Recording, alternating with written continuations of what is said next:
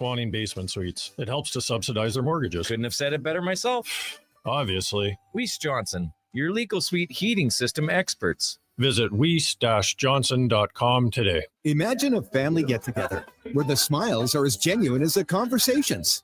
That's the feeling you get at Nisku Ford, a family-owned dealership where finding a new Ford feels just like catching up with old friends. Here, you can take your time, explore the latest Fords, and enjoy the no-pressure atmosphere. It's not just about cars. It's about family, comfort, and trust. The coffee's on, so drive into Nisku Ford or visit niskuford.ca today. Above expectations. Listen to over 500 radio stations from anywhere in Canada with Radio Player Canada, the must-have app that's as Canadian as you are. Friendly, ready to party, great company. Enjoy every type of radio station, anywhere, anytime.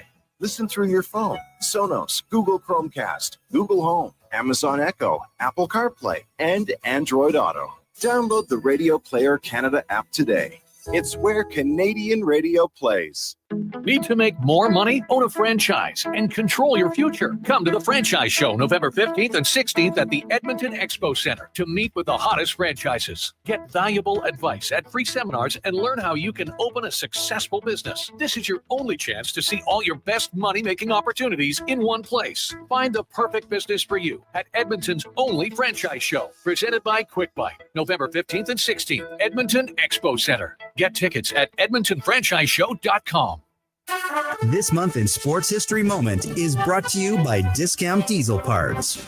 November 18th, 1956. Former Edmonton Eskimo Oiler Warren Moon is born. Moon began his pro career with the Eskimos in 1978. During his 6 CFL seasons, 5 ended in Grey Cup victories. He made his way to the NFL in 1984, where he played 17 seasons. At the time of his retirement, Moon held several all-time professional passing records and was a 9-time bowler. Hi, folks. This is Big Al from Discount Diesel Parts. With over 70 years' experience, Interstate McBee is a leader in the heavy-duty diesel engine parts industry. And as an authorized dealer for over 20 years, we've been serving customers with those high-quality parts: gasket kits, water and oil pumps, turbos, fuel injectors, heads, in-frame kits, and at a great price, too.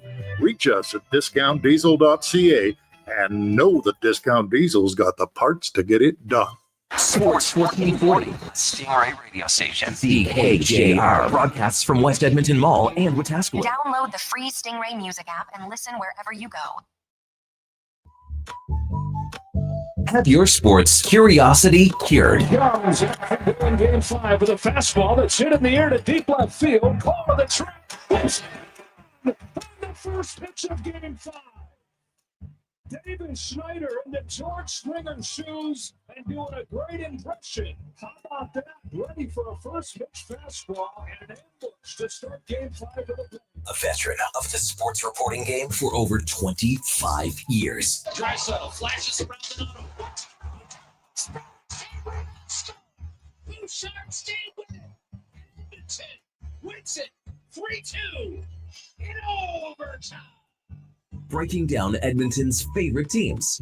In the very first pitch, and now Vlad Jr. hooks the ball down the left field line. Touchdown Game 5. 3 pitches in, 2-0 Toronto. This is Sports 1440 and the Kevin Karius Show.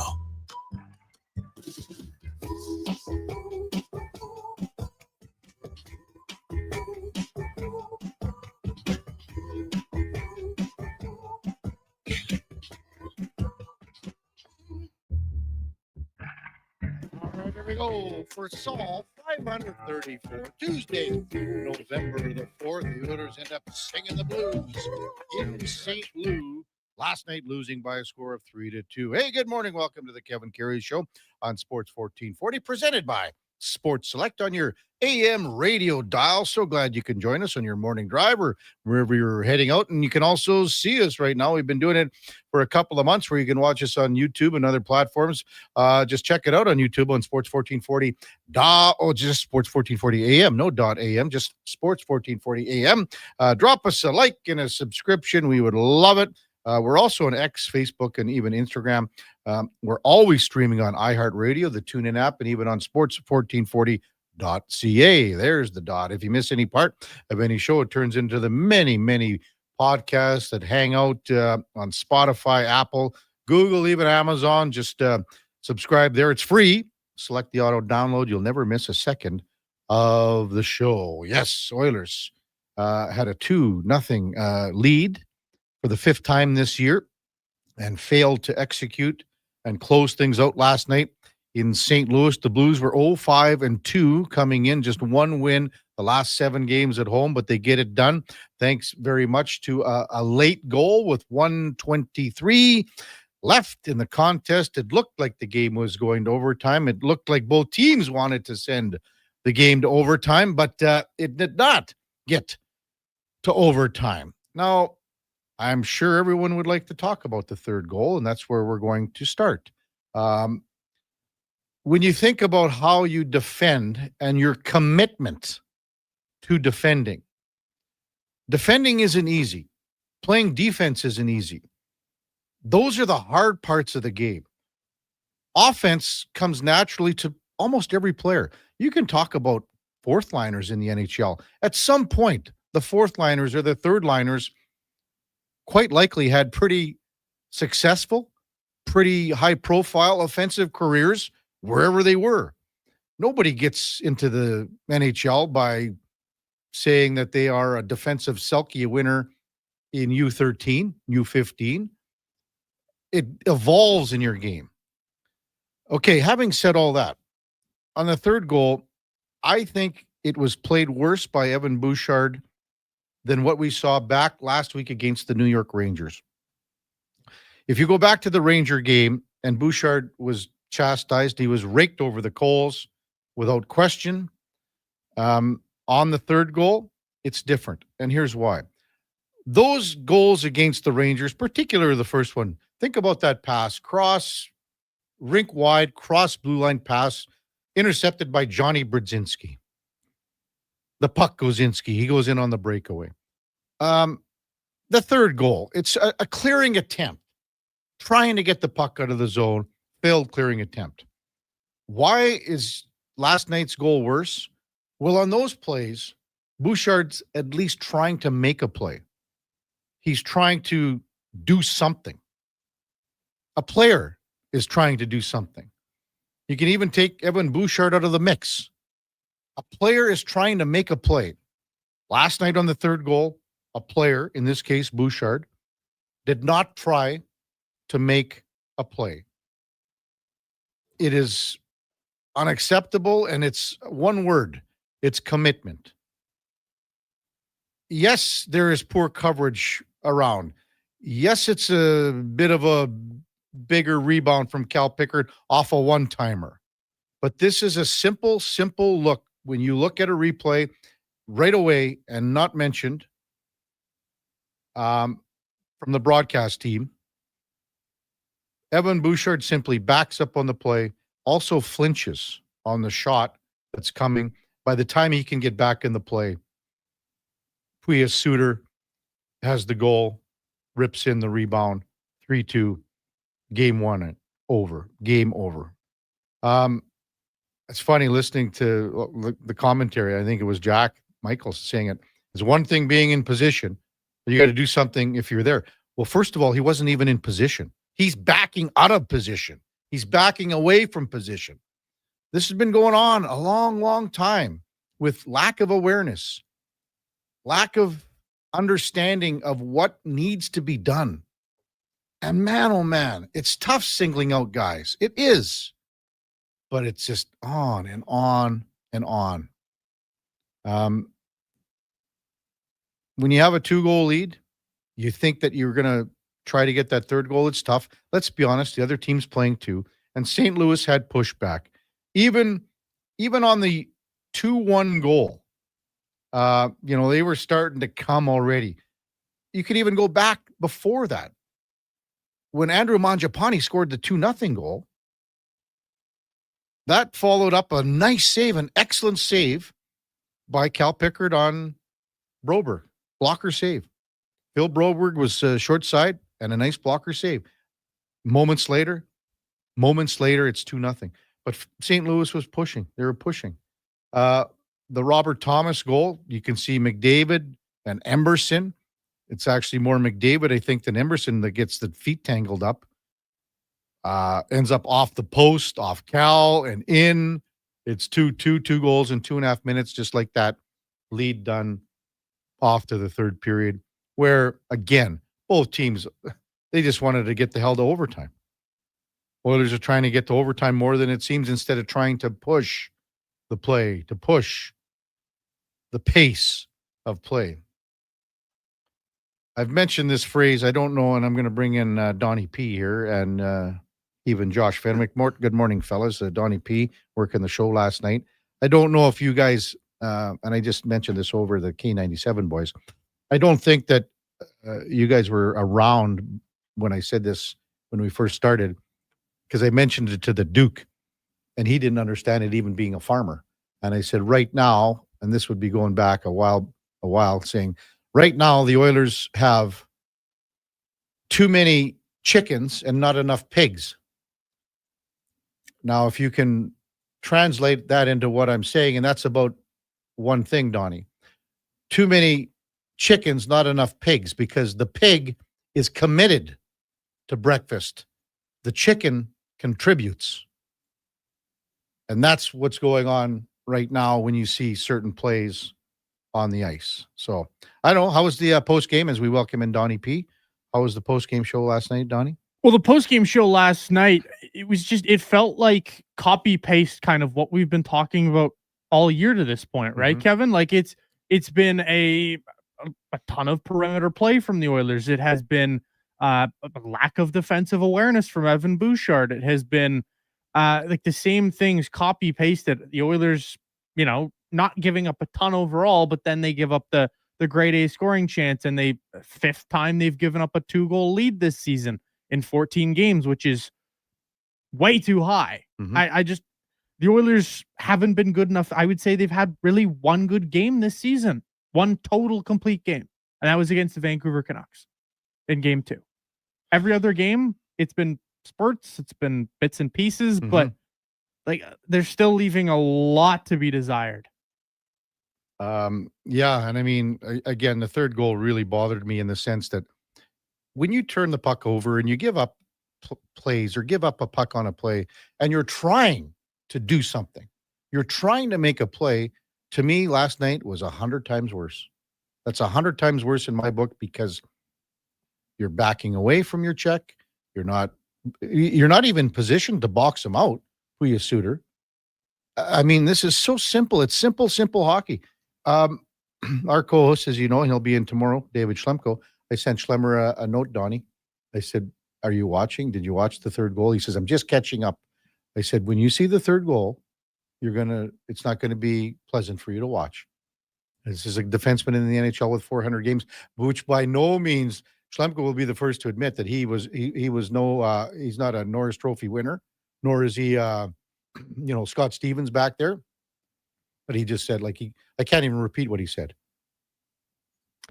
I don't understand how a player who's seen as much NHL action as Evan Bouchard can continue to just not get it defensively. Yeah. Like, that's clearly lack of defensive awareness and what is going through his mind on that play? No idea. Because the thing is that he's got Suter technically in the corner before. That's how the play. Everyone assumed that Robert Thomas was going to wrap the puck around, and the puck squirts out and it gets back to Parayko, who's going to bomb it. He's got a bomb of a shot too. But you see Bouchard flinching, you see him backing up, and that is it doesn't make sense. Because even if he's backing up where he's backing up, it's even because he's not even in the line of shot to start. That's what doesn't make sense to me. That was the exact same sort of, for me, it was the exact same sort of instance as that overtime winner with the JT Miller goal. He's just backing into oblivion. If he could have backed, because that's a switch. That is a switch, yeah. But he's still backing up and backing up and backing up. Yeah, so that's a switch, and that's on. I mean, you can blame whoever you want, and goals happen. Both happen, but that's a switch where JT Miller's coming in. Leon Draisaitl's got him, sort of. And then Leon's going, I don't got him anymore. Bouchard's got to recognize that and come over. Yeah, and instead he just continues to back off to the back post. And in this one last night, I like it's a peewee play, right? You wrap the guy up in front of the net and you just take away his stick, and anything that probably doesn't happen. But he's backing up. Instead, he backs up. Yeah, that's the one that just drives a guy nuts. Lost in this, Connor McDavid reaches 1,100 points in his career, fourth quickest, 69th player to do it, right in the same ballpark, one game less than Mike Bossy for the Islanders. So, the two guys ahead of him, Mario and Wayne Gretzky, that's on another stratosphere. We saw another goal by Jack Roslovic last night when he scored that power play goal. The Oilers power play 10 for 19 at that point. The last, I think they only had the one power play goal. And I saw a couple of things last night where watching the game, there could have been a couple more penalties called on the, when you see a Blues player do something and then turn his head to look at the referee, they kind of think, oh, did I get caught or not? By no stretch of the imagination is that why they lost the game. There are 100 other reasons. But again, these are games that get away from you. And now you go into Dallas. Jake Ottinger, by the way, is not going to be in the lineup tonight. We'll discuss that with Owen Newkirk right away. I think his wife just had a baby. I think Rupe Hintz is on the shelf right now. So a couple of the Stars' better players will not be playing tonight. We know how the Oilers have played Dallas recently, especially in the playoffs, and had great success. Stu Skinner will be going tonight. So, it's a chance to bounce back. And if you can get a win tonight, you get a split and you go, we're happy with that, heading back to what should be just a mammoth game and an exciting game. Saturday night Lightspeed game against the Colorado Avalanche. We'll get to your text, 833-401-1440, as the morning progresses. A lot of them basically along the same lines of what we've been saying for the first 14 minutes here or so. Coming up again, Owen Newkirk from DLLS Sports, Dallas Stars. That'll be right after the break. We got Mark Spector, Frank Saravalli, double barrel shotgun. In the 8 o'clock hour, Lori-Ann Munzer, maybe her last show in a little while. She's going over to Europe for about a month. So Lori-Ann's checking in. We've got Jason Smith, Oil Kings head coach, at 9:20. We will have Liam Harobin from Oilers Nation, and then Vernon Fiddler. Special guest of the show, friend of the show, has been on before. We'll talk about Blake. So his son playing for the Oil Kings. We'll talk. He's in Dallas. He was texting me last night. He sent me he got his wires crossed about a text that he was sending about tickets for tonight's game. And I'm like, I'd love to be there, Vern, but I can't make her down. He goes, oh man, I was supposed to be to someone else. So anyway, Vern Fiddler will be with us, and one of the most iconic video segments, parts, when he was in mocking Kevin Bieksa and Alain Vigneault, couldn't keep it together on the Canucks bench. That was funny. We probably won't talk about it because we've done it every time that Vern's been on. So when we come back, Owen Newkirk from DLLS Sports in Dallas, we'll preview the game here. Also, the Cowboys get smoked last night by Arizona. Thanks, Donnie, for taking I really appreciate you taking Dallas last night. Hey, you know what? I think it's just the nice thing to do, and let you get a little bit of advantage, give you some false sense of hope going forward. Well, we'll be like just chip away, Donnie, chip away while the Duke's not here. Imagine what the Duke's doing, right? He's got to be so hungover from 5 days of booze. No, he's done. We had this conversation, me and Connor, yesterday. What do you think he's drinking right now? What do you think's been his drink of choice all vacation? Probably more margarita stuff. Because we were talking no, he feels like a Corona guy, like the type of guy that can't let himself. Can only loose. drink so many beer, Donnie. So I bet he goes into his old faithful. What is that, Ryan Ginger? Yeah, he'll probably go Ryan. Knowing Duke, because they probably don't have ginger ale down there. He'll just do Sprite and Coke mixed together. Have the ginger ale together there. When we come back, Owen Newkirk will be our guest. Kevin Karius, Donnie P, Josh Fenwick on Sports 1440. Presented by Sports Select. We're streaming on YouTube, X, Facebook, and Instagram. Whoa, who turned off all the lights? Experience the new charcoal menu at Booster Juice. Charcoal menu? Introducing the Eclipse Smoothie, Blackout Booster Mixer, and Midnight Booster Ball. Where's that voice coming from? Dark and delicious, made with activated charcoal. Can we please turn the lights back on? Sorry, I'm just excited about the new charcoal menu. Wow, that is good. Right? Available now, only at Booster Juice. 60 years ago, we started selling trucks as Western GMC Buick. Today, we are Wolf GMC Buick. We're still located on the corner of 184th Street and Stony Plain Road with the same ownership for over 2 decades. Our customers have trusted our family-owned, community-driven business. And for that, we are thankful. If you're looking for a truck or SUV, pop in and one of our seasoned professionals will get you a great deal, hassle-free. Come trust our team at Wolf GMC Buick. Wolf GMC Buick. We're making it easy. Increase your lean muscle mass and fight age-related energy decline with Regenerlife Creatine. This high-quality third-party tested supplement helps replenish your body's energy stores to support your resistance training. Find it at Vitality Health Foods, where customer appreciation is the first Tuesday and Wednesday of every month. You wanted local sports on weekends. Saturday mornings at 9, check out the Saturday Sports Setup, where we'll tee up what's happening on the weekend sports scene. Tune in Saturday morning at 9 on Sports 1440. Getting in on the sports action you want is as easy as playing at sportselect.com. Simply make your picks online, generate your QR code, and lock in your bet at your local Lotto Spot retailer. Then sit back, watch the game, grip your chair, and high-five anyone nearby. Every bet is 100% legal with the chance of winning cash in hand. Sports Select. When you're ready to play, bet on the original. Must be 18 plus to play. Play responsibly. Seriously, another door knocker? I really want to go solar, but these high-pressure tactics are exhausting. And their prices are unbelievable. Before we do anything, let's call Great Canadian Solar. There's a better way to go solar. Great Canadian Solar provides honest advice and fair pricing to save you from overpaying. They're easy to deal with and will never put pressure on you to buy. As a trusted local business for over 15 years, Great Canadian Solar will support you in your solar journey. Visit greatcanadiansolar.com and call today to get started. Watch out.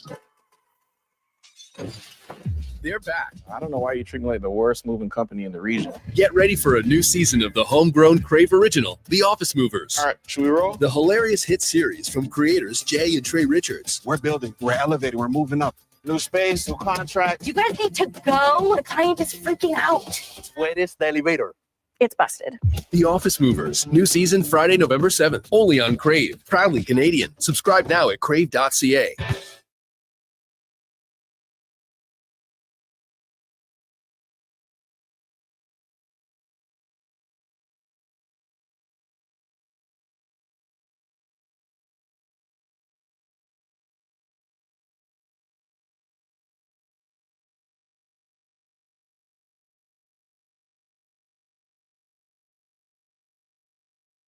A veteran of the Edmonton sports scene for over 3 decades, the Kevin Karius Show, powered by Sports Select. Bet on the original at sportselect.com. Please play responsibly.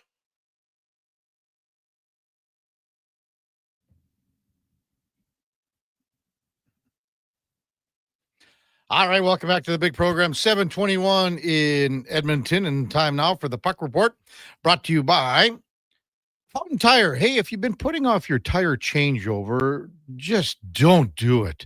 Fountain Tire has up to 15% off select tires right now. Roll in, save big, and drive out ready for whatever the season throws at you. FountainTire.com. Check them out as we welcome back Owen Newkirk from DLLS Sports in Dallas to talk a little Stars hockey and some other stuff. Good morning, Owen. Thanks for jumping on the Kevin Karius Show once again. And Sports 1440, really appreciate it.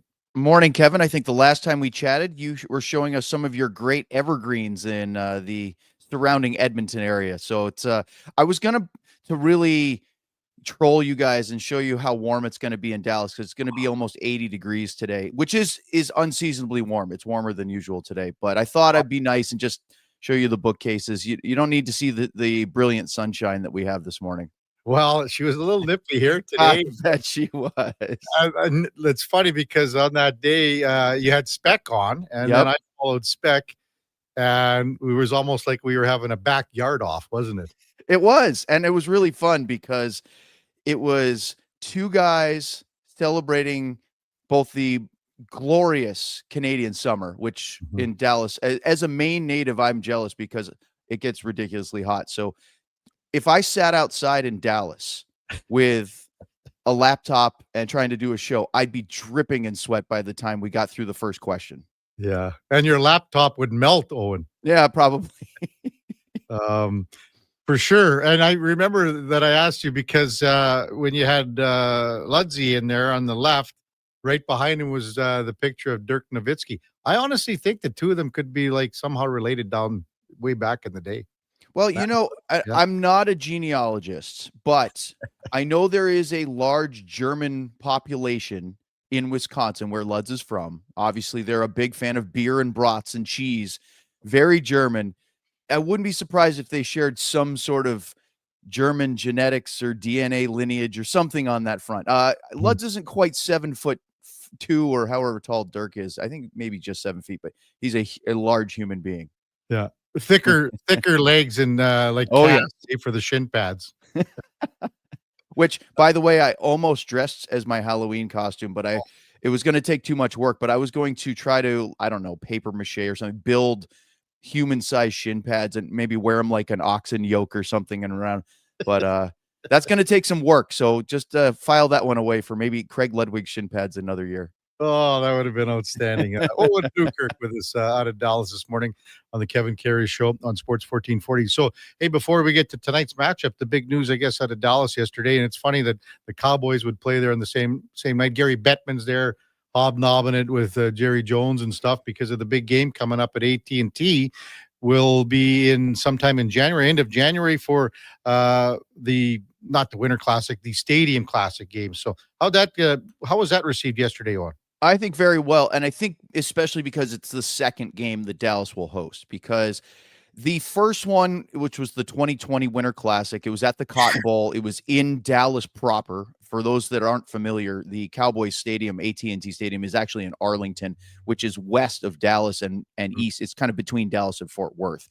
And so not that isn't a wonderful thing, but I think that having the first ever outdoor game in Dallas, in the city, at the iconic Cotton Bowl, with the State Fair of Texas being partially open for that, some rides, the corny dogs, it brings a lot of memories of Texas OU, which is played, the college football game, which is played at the Cotton Bowl every year. And so that, and that game was unbelievable. The weather was perfect. It was overcast. It was just above 50 degrees.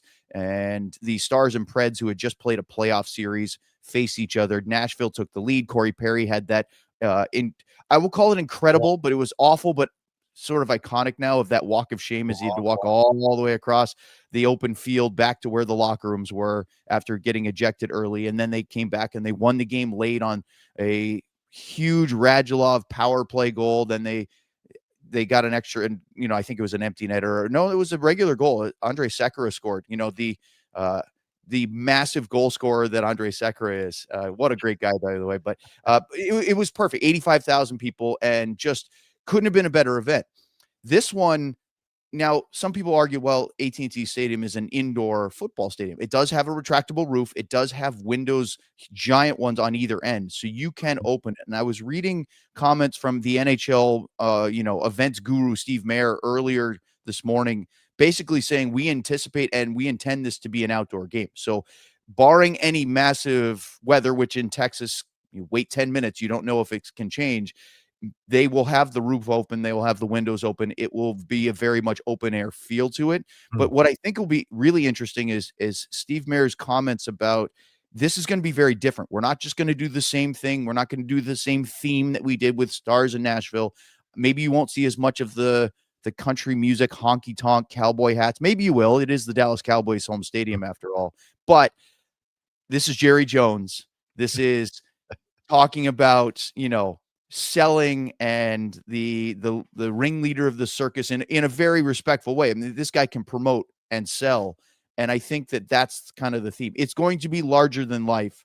And you know what? Maybe they'll push that big house, 104,000 top attendance. Maybe they'll try to squeeze some extra standing room in, but it's going to be an incredible event. And the last thing I'll say about it, Kevin, is just that I think that some people that criticize outdoor games for the NHL because the TV numbers have sort of waned over the years as the novelty has worn off.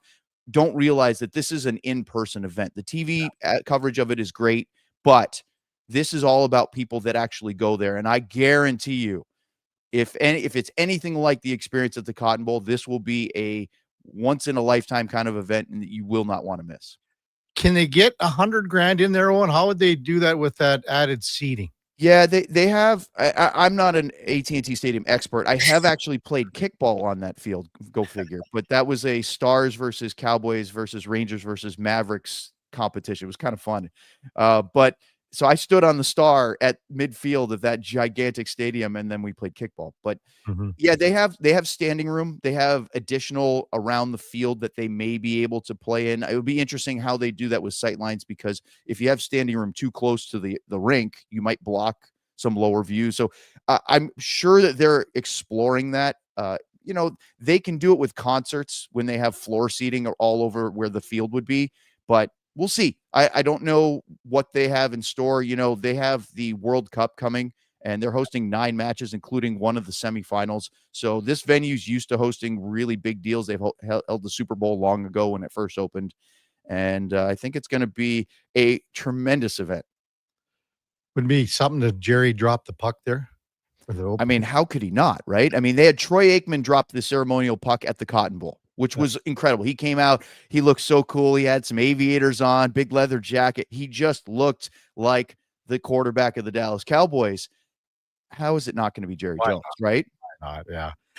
Owen Newkirk, DLLS Sports in Dallas, our guest on the Kevin Carey Show on Sports 1440. So Oilers and Stars tonight. Oilers, as you knew, lost last night in St. Louis 3-2 on a late goal. Who's in and who's out for the Stars with regarding to the netminder and one of their top forwards here, Owen? Well, unless something changes at the morning skate, Glenn Gulletson, who you guys are, of course, very familiar with, told us yesterday that because Jake Ottinger and his wife welcomed their first child, I believe Sunday, he didn't practice yesterday. This was from what I understand, a scheduled delivery, which made it a little bit easier with the Stars having just been to Florida for 2 games and back, and then leaving for another road game in Nashville at the end of this week. Trying to have a baby during a hockey season is not an easy task. I've actually done that. My first was in the middle of an AHL road trip. And thankfully, my wife decided to wait till I got back from Springfield, Mass, because we had a road game there, and she went into labor the next morning. But boy, trying to fit that with games and logistics, it just usually doesn't work. So that's the long way of saying Gulletson told us that he didn't think Jake was going to be the starter today. I would probably anticipate he backs up Casey DeSmith, who, by the way, was fantastic against the Florida Panthers. Maybe a little unlucky to lose in a shootout. I thought he played very well. I know Jake generally would want this game. This is the Oilers. There's a lot of talk, of course, from the Pete DeBoer comments at the end of the 3rd round last year. But the expectation is that DeSmith will play, and that Matt Duchene and Rope Hintz are already ruled out. They're still recovering. They're both day-to-day, but neither one expected to play tonight. How long is Hintz out for, Owen? I think Hintz is closer, actually, than Duchene, even though he was injured more recently, because his hit from that he received from Taylor Hall, which was already over a week, well, it was about a week ago now, was one where it's not in the protocol. Same with Matt Duchene now. It's just lingering upper body. Gully told us yesterday that he's hopeful that Hintz will be ready to go in a couple of days. Now, what a couple of days means from a hockey coach is very fluid. But with Duchene, he said that his upper body issue is lingering and they can't rush it. So look, Kevin, the Stars, nobody wants to hear about the Dallas Stars injury issues because it seems to be an epidemic going around the league. I don't know if I've seen an NHL team that says, yeah, we're really healthy after the first month of the season. It seems like everybody's dealing with it, and maybe at a larger scale than usual. I can't put my finger out why, because we had the same relatively condensed schedule to start last year, but Dallas is missing 3 of their more skilled players, and Matt Duchene, Rope Hintz, and of course the captain, Jamie Benn. And if you sprinkle those guys back in the lineup, it changes very much how this team looks. And this team, even with those guys in, I still think is missing a top 6 winger to replace either Mason Marchment or Mikael Granlund, who neither one could be re-signed because of cap space last year. So no woe is me from the Stars. We're not looking for that or anything, but they are definitely missing some big guns on their forward lines. Owen Newkirk, DLLS Sports, our guest on the Kevin Karius Show on Sports 1440. Well, you mentioned Glenn Gulletson. Dealing with Gully on a day-to-day basis, is there a better guy that you've dealt with over the years? Owen, man, I've known Gully for like 35, 40 years, going back to Saskatchewan days, man. Just a true peach.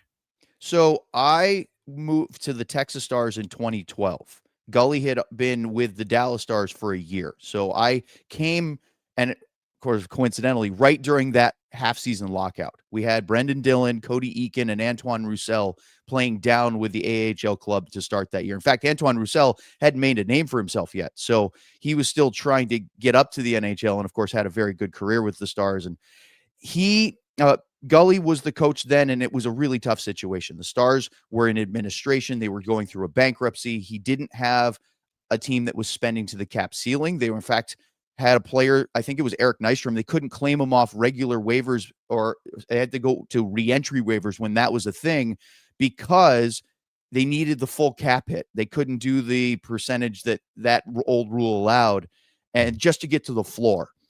This time around, from Gully's perspective, is extremely different for him. But you talk about a person, there's wonderful people in hockey, and I've been very fortunate to work with quite a few of them.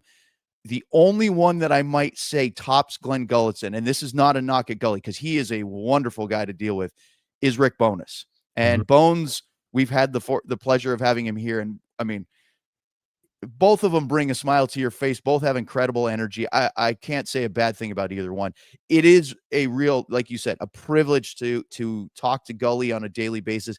You know, look, we are, as the media broadcasters, we ask a lot from the head coach. Now, they get compensated well for that, right? That's part of the job, is you're going to get paid a lot. You've got to win, but you also have to deal with the media a lot.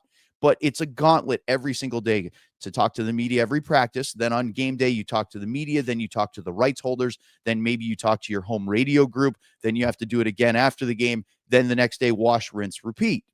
So that, especially if you're not winning, probably gets a little irritating or cumbersome at times. And Gully, the Stars have gone through a couple win streaks and a short 3-game, 4-game losing streak, but he's just been so pleasant so far. Now, again, it's early in the season. The pressure hasn't really mounted quite yet, but what a guy. Such a great guy to talk to. Yeah, he's always got time for you. Stop you in the hallway. Hey, how you doing? That's the whole bit. That's, when you make someone else feel good, that's what it's all about. And that's for sure how he is. Kevin, they won't have a morning skate, of course, because of the game last night, right? Edmonton. But Gully said yesterday, he goes, I'm a people person. Of course, there's a lot of people with the Oilers that I want to see and say hello to. I'll be curious if he has time after the game, because, of course, you're probably not going to do a whole lot of glad handing before that messes with routines and guys get kind of serious. You see it a lot at the morning skate, but I wouldn't be surprised if, especially if the Stars pull out a victory tonight, if Gully doesn't find his way over to the other side of the hallway there in Dallas. Yeah, and he'll be with the training staff this morning, all the guys that are for tonight. So just one last one with Thomas Harley, the contract. And I said even last year, Owen, after he came in the Four Nations, this guy's playing in the Olympics. Do you still see it that way? Yeah, I do. And I don't think anything's really changed there. It's always interesting when we talk Stars Oilers, because Evan Bouchard has always been a bit of a contract benchmark for Thomas Harley, right? Obviously, you guys know Bouchard very well, and I've seen lots of public comments and videos and commentary about his play this season so far. But you look at the offense that he's capable of.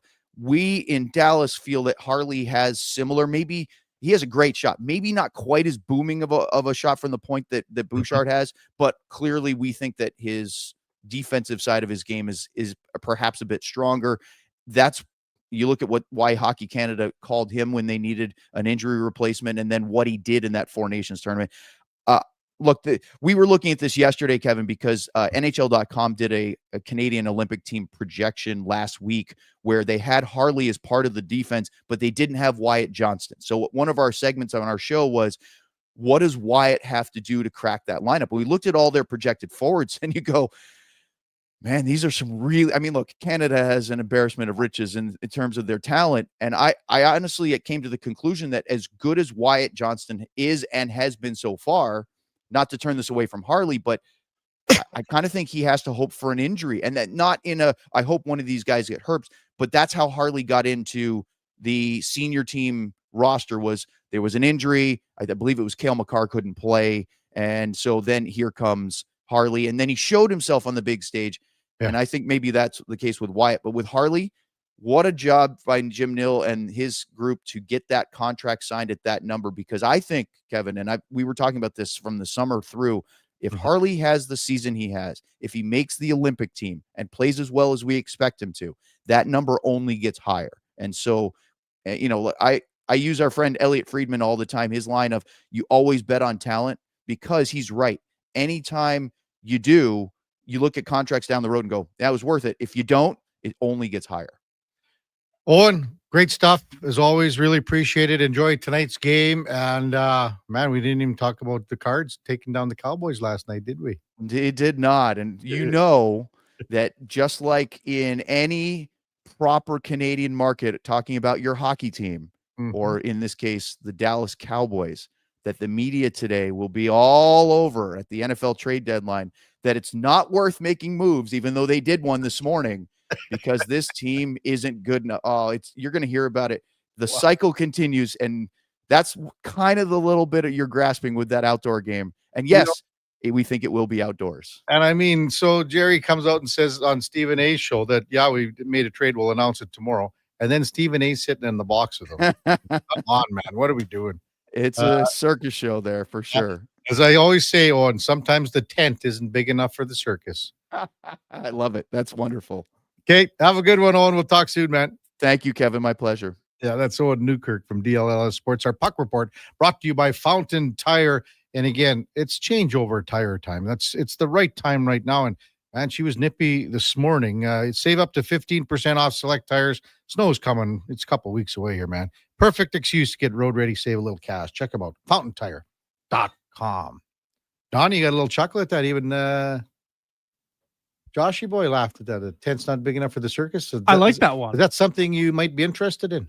I don't know if it's something I might be interested in, but that was a good one, Kevin. I respect it. When I hear a good one, I'll let you know. Okay. Well, I appreciate that. I can always use more material. Josh Fenwick doesn't come up with anything around here. Hello. Are you on? Are you here? I'm here. I'm here. I don't come up with good fantasy football trivia questions. That's for sure. Did that finally get rectified? Did you talk? Who was the winner last? I can't even remember, Don. Oh God, I don't even remember who the winner was, but it was someone, and someone won. I just don't remember who it was. Who was the quarterback that was fourth out last night in the one game? Then might have been the afternoon slate that ended up to be the 64th. Who holds the MLB record for most grand slams in a seventh inning when the humidity is 36 degrees and they're down 2 runs, whatever. When we come back, maybe we'll talk a little Monday Night Football, and we'll maybe hear from one of the Oilers from last night, either Coach K or Matthias Ekholm. It was quick. They were in and out like a fiddler's elbow last night as far as post-game comments go. That's coming up. Kevin Karius, Donnie P, Josh Fenwick on Sports 1440, presented by Sports Select. We're also streaming live on YouTube, X, Facebook, and Instagram. For Araceli hockey fans, your partner in power just skated onto the ice. EWEL.ca, the new e-commerce website for electrical wholesalers Edmonton, is ready for the power play 24/7, 365. UL skates to where the puck will be in 5 years. Now that's forward thinking. Killer selection, slamming products from the best brands, and legendary service. Don't sit on the bench. Get your account today at EWEL.ca and win that project. Plug into your partner in power. Get an EWEL.ca account today. Mr. Rooter watches the big game. Go deep! What you watching, Mr. Rooter? The Plumbing Olympics. Frankie Drain Dragon Sanchez is attempting to break the world record in the 100-meter snake. Watch! Wow! Did you see that? He snaked out a 50-pound clog. And in the middle of that wad, a gold medal. What theater? Yeah, that's very cool, Mr. Rooter. For a plumber who's good as gold, call Mr. Rooter. Today on Hey Culligan, how smart is your water? Here's Tracy. Hey, Culligan. think my water might be dumb. Good news, Tracy. Your water's not dumb. It's just not talking to you. You can make my water talk. No, but the new Culligan Smart Drinking Water System can talk to your phone to tell you when your water filters need changing and help you meet drinking water goals. Now that's some brilliant H2O. You said it, Tracy, and we're already on the way. Let us help you out with a free in-home water test from a local Culligan water expert at culligan.ca. Get Black Friday prices now at The Brick.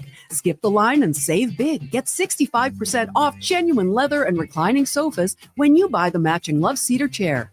Plus, get up to 25% off bedroom and dining furniture. And buy more, save more. Get up to an extra $1,000 off select major kitchen appliances. Mattresses are up to 40% off. And with every mattress purchase, you're entered for a chance to win a cruise. Some exclusions apply. See in-store for details. The Brick, saving you more. This is Andrew Walker, host of the postgame show on Sports 1440. After every hockey game this season, tune in and chime in as we talk about the game. It's all sponsored by Legacy Heating and Cooling. Don't get left in the cold. Visit legacyheating.ca. When you have lifting and material handling needs, Northwest Crane delivers. Western Canada's Sandy dealer, backed by the industry's toughest one. 3 years, 3,000 hours, no compromises. They service all crane makes and models with skilled technicians and deep industry expertise. Alberta owned with locations in Leduc and Grand Prairie and fully equipped service trucks. Northwest Crane keeps your operation lifting. For more information on sales or service, visit northwestcrane.com or call today. Hey, sports fans, we've got a clear choice for you. At Crystal Glass, we provide customers with the perfect glass for any job. From home to auto and even commercial, installation or repairs, we're your team. Call 310-GLASS or visit crystalglass.ca. Crystal Glass. It's a new season, Edmonton, which means it's time for new offers. Play Alberta is offering odds boosts on every Oilers game all season long. This is your chance to score big. And for a limited time only, our listeners can get an exclusive $50 free bet when they deposit $50 using code Gregor50. That's code Gregor50 for an exclusive $50 free bet. Alberta wins with Play Alberta. Must be 18 plus to play. If you gamble, please use your game sense. PlayAlberta.ca. Increase your lean muscle mass and fight age-related energy decline with Regenerlife Creatine. This high-quality third-party tested supplement helps replenish your body's energy stores to support your resistance training. Find it at Vitality Health Foods, where customer appreciation is the first Tuesday and Wednesday of every month. Hey there, this is your wake-up call. It's time to change to your winter tires. Unless you want to be sliding and swerving around icy roads like you're some kind of dummy. Head to Big Toy Shop and get it done right for a great price. We won't lie to you, inflate your bill, or waste your time. Time to change your tires. Big Toy Shop, 8315 Argyle Road. 780-298-2797. Prostate cancer affects 1 in 6 men in Alberta, and this November we're fighting back. Every dollar raised fuels early detection and life-saving support. Donate today for the men in our province. Visit keepitinalberta.ca to start your fundraiser or donate today.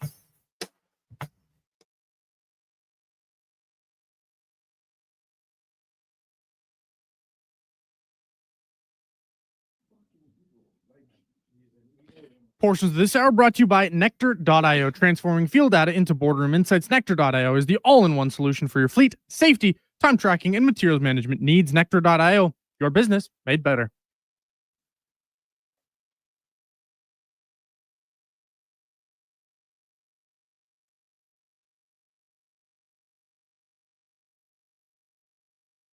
Have your sports curiosity cured with the Kevin Karius Show. This is Sports 1440.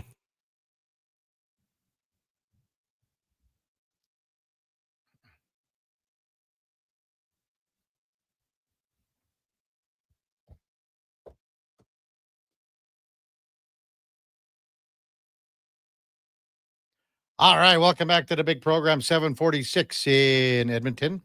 Kevin Karius, Donnie P, Josh Fenwick with you on Sports 1440. We're streaming on YouTube, X, Facebook, even Instagram. And the show is brought to you by and presented by Sports Select. Get in on the action with NHL hockey. You've got basketball, of course, football on Thursday night, the Thursday Nighter. Bet on the original at sportselect.com. It's 100% legal. You got to be 18 years plus. Please play responsibly. Boy, that was the Duke 7:40 BA break, Donnie. Now, do you think there's a chance Duke is listening right now in Cancun, listening to the show in Cancun, dancing on the beach somewhere in the wee hours of the morning in Cancun to a Bryan Adams song? Frankly, no, I don't, because you know damn well he's passed out somewhere. And I'm saying it's not his bed. Well, like, where would it be? It's the floor, the hot tub, anywhere else but his bed. I could see him falling asleep on the beach. But let's be honest here. This is the 17th hole he's on today here. He's coming back Thursday. He's got today and tomorrow, but he's had 5 hard days. Like, at some point, I would say, I'll be honest with you. I've been on a few trips, Donnie. I think you have too. If you go on an extended trip, and Josh, you can chime in here too. But if you go for 4 or 5 days hard, you need that one day. And I think yesterday was the Duke's day, and maybe he just ramps it up a little bit more today and then tomorrow. And then Thursday, you get corked right away in the morning because you're going on the plane. Right? I'm going to have to be out on this, Kevin, specifically due to what the Duke had told us pre-going on this trip. Okay. He has Friday off. He's going hard right up to the line, and Friday's his day because he's coming back into town for the pizza pig out. We're gonna pig out. Then he's going to Jackie Ray's bye-bye ball. Mm-hmm. He doesn't have work in the morning. He can stay out as late as he wants, and I'm certain he's going to be doing that. There's a day somewhere. You always need a day where you just tap her cool, and that day for the Duke would have been yesterday. Not in Mexico, you don't. I don't think Listen, you he would have think the wedding was Saturday. Ramps it up to 12. Saturday, Sunday's your day where you go. It's like gift opening back in the day. It almost gets just as carried away as the wedding itself. I don't know, Kev. I did my Mexico trip and there was no breaks. It was all gas, no breaks.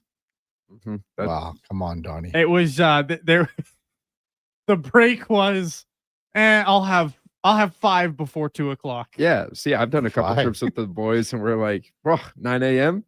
Brewski time, baby. Let's go. Throw a little pineapple juice in there, so we're mimosa, not complete savages. 5 before 2:00, Donnie. Yes, light work. That was the break. That was the break day. Let's go, Donnie. Give me some. 5 before 2. It was mimosa at breakfast. You know what? Let's Donnie, you got to come hang with the big boys. 5 before 2. You got to do a little garage drinking. Yeah. Hey, you know what? That was the break day. That was my day off.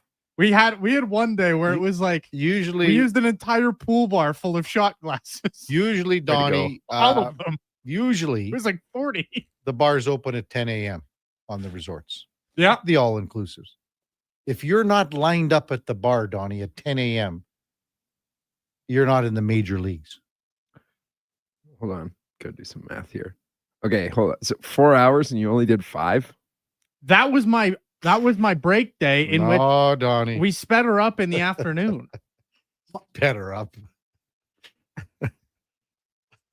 My God, you sound like a guy I know. Afternoon with Donnie, the you sound like a guy I know in Calgary named Ronnie Abel. Like he said 2 beer, 3 rye and Coke. Beat that. Hey, you know what? That one day where we had the entire pool bar full of shot glasses before 2:00. Yeah. Trust me, the 5 that was the 5 before 2. That was the day after.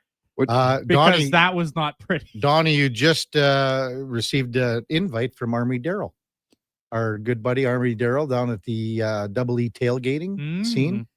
He's in lot 87. He says, Donnie, time to come to tailgate 87. We'll teach you. I can guarantee you, Donnie, you're not going into the media room. No. After spending a little time at Army Daryl's. Yeah, I'll leave the pass at home. Oh, thanks, Hammer. Too bad to too crazy to repeat on the air, but Hammer, I think a lot of people are thinking that. Those are rookie numbers, Brandon. Brandon says, man, break day or not break day, rookie numbers, Donnie. I don't know. I think we're gonna have to take Don. Like Pizza Pig Out's a perfect example for a Thursday night, Donnie. You don't have, you can just mail in Friday like you guys do normally. Yeah, for sure. Yeah, I'm gonna get drunk at Gregor's Pizza Pig Out. Hold on, Donnie. This is at the Canadian Ice House. I get 50% off bottled and hard liquor. So I can confirm I am not getting drunk at a Gregor function. You can have 2 times the amount for the exact same price as half. Yeah. How about, and this is true because I've been to Army Daryl's tailgate. Pillman just texted in and says, "Don't drink the warm Pilsner Army Daryl offers. Make sure it's cold." Greg, last time I was in Mexico, I was liquored by 11 a.m. Throwing up by 1, sleeping by 1:30, back at it at 5 o'clock for the night shift. That's how you do it, Greg. That's how you do it. My buddy, last time we landed, we arrived, we were there for 2 hours and he had already passed. Legend. But before that, he's a bad flyer. Right? No, oh yeah, definitely. He's a terrible flyer. That was all about the flying. And then before that, he was having such a great time in the room. He put on the Rocky theme song and started shadowboxing. It was the funniest thing ever.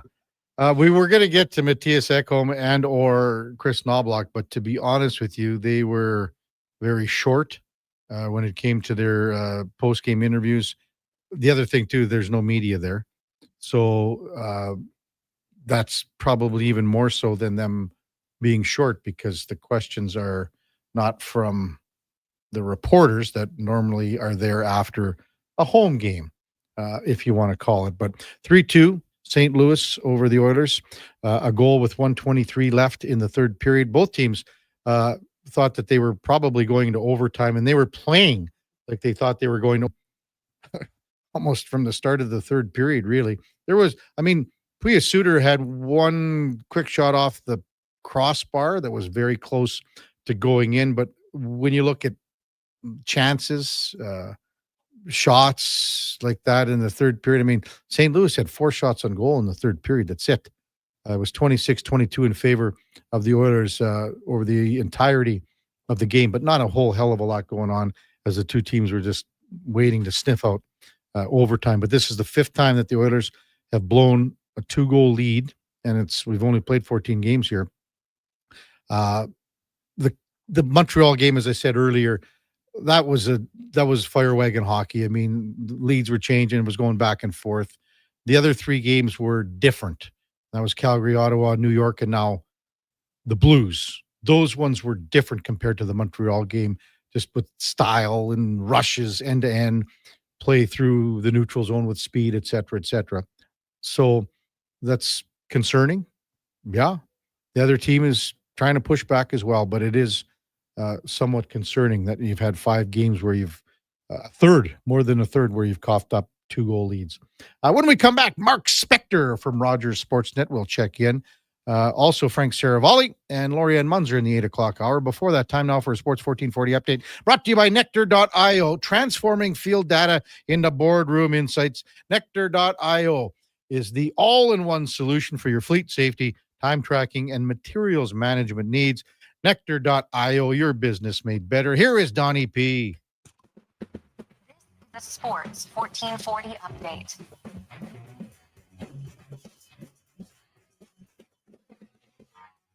It was game day last night as the Oilers traveled to St. Louis and fell 3-2.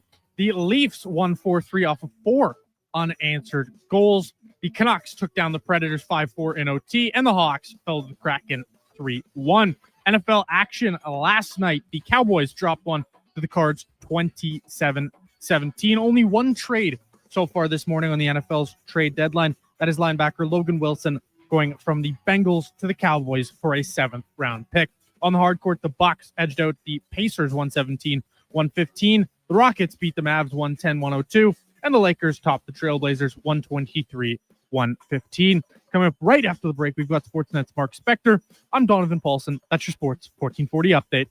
Sports 1440 in West Edmonton Mall and Wetaskiwin. CKJR is a Stingray radio station. Download the free radio player app and listen wherever you go. You know your neighbor, right? The one who watches your house when you're away, who keeps their yard looking nice, who says hello every day. That's us. GS Construction. Now, we probably don't live right beside you, but we do live in your community. And when it comes to water and wastewater infrastructure, moving along smoothly, we're the ones doing that work. GS Construction has been doing it since 1974, over 50 years. So you could say we are your neighbors who wear hard hats and work boots. To find out what your neighbors do, visit gsconstruction.ca. Whether you're a craft beer connoisseur or more of a wine aficionado, there's always something new to discover at Sherbrooke Liquor, a unique family-owned independent liquor store. The selection, incredible. The non-alcohol section is also very impressive. Sherbrooke Liquor, expert, knowledgeable staff with a passion for unique finds. More than just a liquor store, we're a community. Alberta's best, the one and only Sherbrooke Liquor. Wine, spirits, and oodles of beer. Visit SherbrookeLiquor.com. Hi, Mike here from Northgate Chevrolet Buick GMC. It's not lost on me that this radio ad competes with a lot of other dealerships on the air. So what sets us apart? Honesty. At Northgate, we believe in giving you the very best price we can with the most value possible. We aren't giving away free trips or paying off your credit cards, but it is my promise you will get exactly what you paid for every time. Stop in and see us today, 13215 97th Street, or visit us online at northgategm.com. Sleep is for the off-season. What off-season? Sports 1440 is live, loud, and locked 24/7. Oilers, Elks, Riverhawks, Stingers, Oil Kings. We've got your picks. Edmonton's home for sports is Sports 1440. More fruit? Check. Satisfying texture? Check. 3 amazing new recipes? Check, check, check. Let Booster Juice bowl you over with something completely different. 3 new acai bowls, loaded with delicious toppings including bee pollen, cacao nibs, and shredded coconut. Piled high on top of a refreshing blend of authentic acai, straight from Brazil. Spoon? Check. Booster Juice, Canada's original juice and acai bowl bar. Increase your lean muscle mass and fight age-related energy decline with Regenerlife Creatine. This high-quality third-party tested supplement helps replenish your body's energy stores to support your resistance training. Find it at Vitality Health Foods, where customer appreciation is the first Tuesday and Wednesday of every month. Is your company drowning in paperwork and administrative tasks? Do you need more data to make better decisions? Nectar.io is your company's all-in-one solution for fleet and materials management, safety, time cards, and GIS-based project management. Now is the time to capture and transform field, site, and shop data into boardroom-level business intelligence, all with one login. Visit Nectar.io to book a demo today. Nectar.io, your business made better.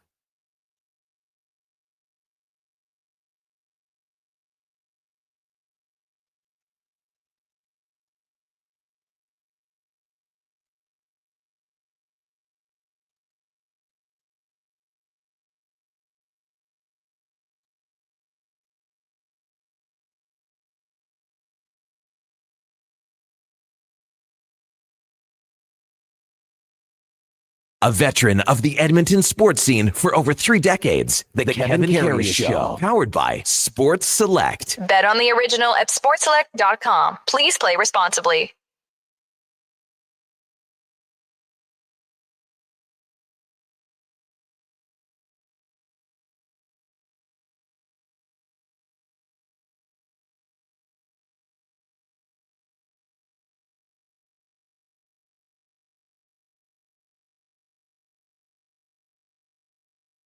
Edmonton, Kevin Karius, Donnie P, Josh Fenwick with you on Sports 1440. Time now for On the Mark. Brought to you by, powered by Northgate Chevrolet Buick GMC. Again, 0% for 84 months on half-ton trucks. You can't get any better than that. We're talking 7 years. Check in with Mikey Lowe down there at Northgate Chevrolet Buick GMC. Tell him Spec sent you, and he'll take care of business as we welcome in Mark Spector from Rogers Sportsnet. Good morning, Spec. Hey, what's going on, Kev? How's it going, man? Wow. Just had a nice first hour of the show. Looking forward to hour number 2 with you and Frank and Lorianne, and got Jason Smith. Also got Vern Fiddler coming up in the 10 o'clock hour. I mean, are you, when you think about Vern Fiddler, is the first thing that comes to mind, when he was mocking Bieksa, and pure skill. I think of pure skill. That's what I think of. And Elaine Vigneault is crying so hard behind the bench. That was one of the funny moments in hockey. Like, we've all watched hockey a long time. I've never seen a coach crack up on the bench. Like every once in a while, I don't know how often it happens, someone makes you laugh so hard that you lose control and you can't stop laughing. And that was it. That was one of those on an NHL bench by an NHL coach. I've never seen it before or since, I gotta say. Like when they have their lineup card and it can't even hide their face because they're laughing so hard. Everyone's trying spec, because they think every team is employing a lip reader now, everywhere. So they cover their mouth, and like he couldn't cover anything. He was just toast. What I wanted was like those Japanese pitchers that they bring out an interpreter out to the mound, so they can't even speak English or aren't speaking English. How come they're covering their mouths? Like, do we think now we have a Japanese lip reader too? Sure. Is that what we think? Exactly. And hey, let's be honest. There's been, like Shohei Ohtani, he could speak a lot more English than he's letting on, man. All those guys. I mean, let's face it, right? Same with Guerrero and Ichiro was the same way, and whatever. That's their right to speak whatever language they want. But my point would be, why are we covering our mouths when we're speaking a foreign language? I get you. Well, and I think Vladdy's realized it too, in the sense that you think where he's come in the last couple of years, because he's doing commercials and he's going, wait a second here. If I can string a few words together here, we could make a whole pile of money doing endorsements. So, well, baseball is different than hockey. Like baseball is a way more international clubhouse. So, the Russian guy, Vasily Podkolzin, comes to Canada. If he's lucky, there's one other Russian guy on his team. Yeah. Right. So, the Swedes that come, they learn in school. The Finns that come, almost all of them learn English in school. Swiss, Germans, they come here knowing English, but some of the Russian guys don't. But the Canadian, the National Hockey League clubhouse is an English-speaking place, and you can't get away with just speaking Russian. Whereas in a clubhouse in the big leagues, I mean, at least a third of your team generally is Hispanic and they're speaking Spanish. You can just stay in your part of it. Like it's almost like neighborhoods in a clubhouse. You go on to one end and they're all speaking Spanish in there, man. Well, to put that in perspective too, Spec, on a hockey thing, you know the story with Andre Tourigny, obviously now in Utah, was in Phoenix.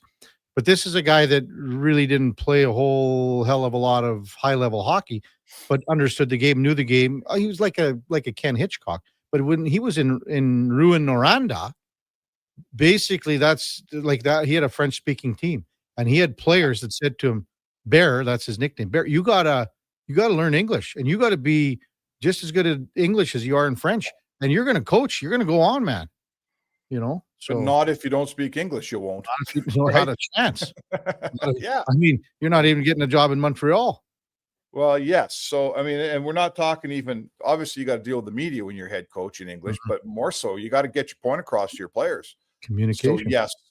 You know what? And Bear, he is a guy who learned Tourigny at a later age English, and you can tell he's still got the great French accent going. Like his audio is awesome, and he's such a good guy, and it looks like a pretty good coach too. So hopefully he's around for a long time. He's one of my favorite coaches. I don't know what it is. Like even when he first came into the league and talking to him years and years ago, and he was still trying to figure things out, and I think he still is. He'll tell you that, but I mean, he's just one of my favorite guys to ever talk to. So, all right. Well, what'd you make of last night's game? Oilers was 2-0. I think everyone thought the game was going overtime, but it didn't. Overall thoughts on how this one ended, Spec? Yeah, sort of continued 5-on-5 malaise, right? They have the puck, but it's not creating dangerous chances. I think the Oilers team that we all know that they're still trying to become is the team that gets that third goal that kind of puts St. Louis in a position where they go, even when it's 2-1, if it becomes 3-1, you really, you take the air out of a team that's lost 7 in a row, that's got 1 home win all year. You don't let them hang around, right? And boom, 2 quick goals. They're hanging around in the third period. Although the Oilers only allowed 4 shots on net, I didn't think that they didn't come out in the third period like, oh my goodness, here's a good team that's going to win this game. Did they? They looked fairly. Let's get average. this. Let's go get it. Yeah. I didn't see that. Yeah. And then there's the goal with a minute and a half left. Like, that goal. I don't know if you heard what I said at the start, Spec, but I think the third goal on Bouchard is worse than what we saw against the Rangers when he coughs the puck up on a rink wide pass to Johnny Brodzinski, and then tried to clear in the third, and that allows another goal. Last night was worse to me because at least those other times he's trying to make plays, trying to do something. Last night was the commitment. It was just not even close to being acceptable on that third goal. Well, it wasn't unlike the JT Miller overtime goal where he just kind of stood there and let Miller. I know there was a backside guy, and I know that Draisaitl might have possibly sort of kind of had Miller, which he never did. But this was the same. He's like, my analogy is Darnell Nurse, who we've watched mature and make lots of mistakes and over the years. But Nurse tends to make a bad decision. Like when he's not playing well, he just makes the wrong play, makes the wrong pass, goes to the wrong guy. But at least he's making a decision and doing something. Like last night was very typical of how we see Bouchard defend. He didn't do anything. He didn't go to someone else. He didn't go to Suter. He didn't. If he took a penalty because he ripped them down, I'd say, hey, at least his mindset was, I'm going to defend, and this guy ain't going to score. If he took the penalty, I'd say, try to do it without taking a penalty, but at least you did something. He's just standing there. He's error. He's not making any decision in any way. He's paralyzed. And when a player can go backhand, forehand, shelf right in front of your goalie, sure, could Pickard have not given up that rebound? Yeah, he could have not given up a rebound. Stuff happens. Parayko shoots at 100 miles an hour through traffic. You don't always get a good enough view on a hard shot that you get to place it right where you want. That's hockey, man. That's why we like point shots. But you're counting on your teammates, and Bouchard might as well have been the press box or sitting on the bench because he was absolutely no help on that goal whatsoever. So I'll even go one further. I don't think he's static on that goal, Spec. He's backing off, and he does back off a step on the goal. That's to me more concerning than anything than being static. Because if you're static, at least you're there. He backs off, and you can see him sort of getting ready to flinch on the shot. Yeah, he doesn't want a part of that shot. No. Right? He backs off when the shot gets taken, and then he's too far away from Suter to defend. Yeah. And Suter hangs in there like a good net front guy. Like Hyman, it's funny because it's usually on offense, Bouchard's ripping that world-class shot he has, and Hyman's standing in there and taking it off the ankles and the wherever, trying to pay the price so he can score a goal. And at the other end, you're right, last night, Bouchard wasn't ready to pay the price. And that's concerning. Yeah, I don't like that, especially with a minute and a half left, man. That's not great. Not good at all. Mark Spector with us from Rogers Sportsnet on Sports 1440, the Kevin Karius Show. A lot of text this morning too, Spec, regarding Connor McDavid, Leon Draisaitl. 0 shots last night. Even West End Juan comes in and with a text just while we're on a minute ago, says 97 and 29 held to 0 shots the last 2 games. I don't think Ryan Nugent-Hopkins had a shot on net. He had 2 assists. McDavid had 2 assists. Can you touch on that maybe a little bit? And I have to just double check on the Chicago night too. I don't know if it's 2 games in a row for Connor McDavid with no shots, but I don't know. I'd say this to you. McDavid had 2 assists. What do you want out of the guy? Like 2 assists isn't enough for you? 2 primary assists too. He made the pass to Roslovic, and then Nugent Hopkins made the pass over to Mangiapane. Anyway, he had a power play assist and a power play and an even strength assist. What do you want? You want 5 points? Like, what are you asking for? And listen, Draisaitl's been the best player on a lot of nights. Sorry, boys, I'm not. Draisaitl gets to have a game with no shots, right? He's a 50-goal, 100-point guy. He's got 9 goals this year. Like, that's not what I think I'm misreading West End Juan because those guys had a ton of shots on Saturday night. I just checked. So they had one quiet game in a row. I mean, maybe the rest of the team can help. So I don't know. So Dallas tonight looks like we just had Owen Newkirk on from DLLS Sports. Unsure if Jake Ottinger plays tonight because his wife just had a baby. Didn't practice yesterday. Glenn Gulletson said yesterday, Spec, that pretty good chance that they'll go with Casey DeSmith. Also, no Rupe Hintz. He's been out for about 4 games now. So, what do you make of tonight's game? We always used to say, and I mean, you mentioned it yesterday, Spec, about going into Dallas was a harder place to win. But I think more recently, especially, maybe we're playoff recency bias, that the Oilers have had success against Big D. Well, I think that the one thing, there's always that feeling going into a building. Like, obviously, I'm not a player, but even as a reporter, some buildings you go into and you think, I'm going to cover another loss tonight. And other buildings you go, you know what? This is a place the team I cover plays well. Like, it's almost a feeling, and you tend to have the same feeling the players have, and it's based on history. And I will say to you, I don't even know what the regular season record is, and I don't even care, because I do know this. The important games in springtime, Edmonton basically beats Dallas. Like, what's their – they beat them in 6 2 years ago, and they beat them in 5 last year. Yeah, I think they won 3 games in Dallas. Did they win last year, the series started in Dallas. Yeah, and was 6-3 Dallas, and then the Oilers came back with a win, 3-0, and they actually won the next 4, obviously, because they won in 5. Yeah, so they won, split in Dallas, and then they won the last game in Dallas. Yeah, so they won 2 in Dallas in the playoffs last year, and at least 2 the year before. My point is, those like the Edmonton Oilers walk off the bus and into that rink and say, "Okay, we like this rink. We played lots of games in here. We've won lots of games in here. Now you're getting a team tonight with without their first line center and their best goalie.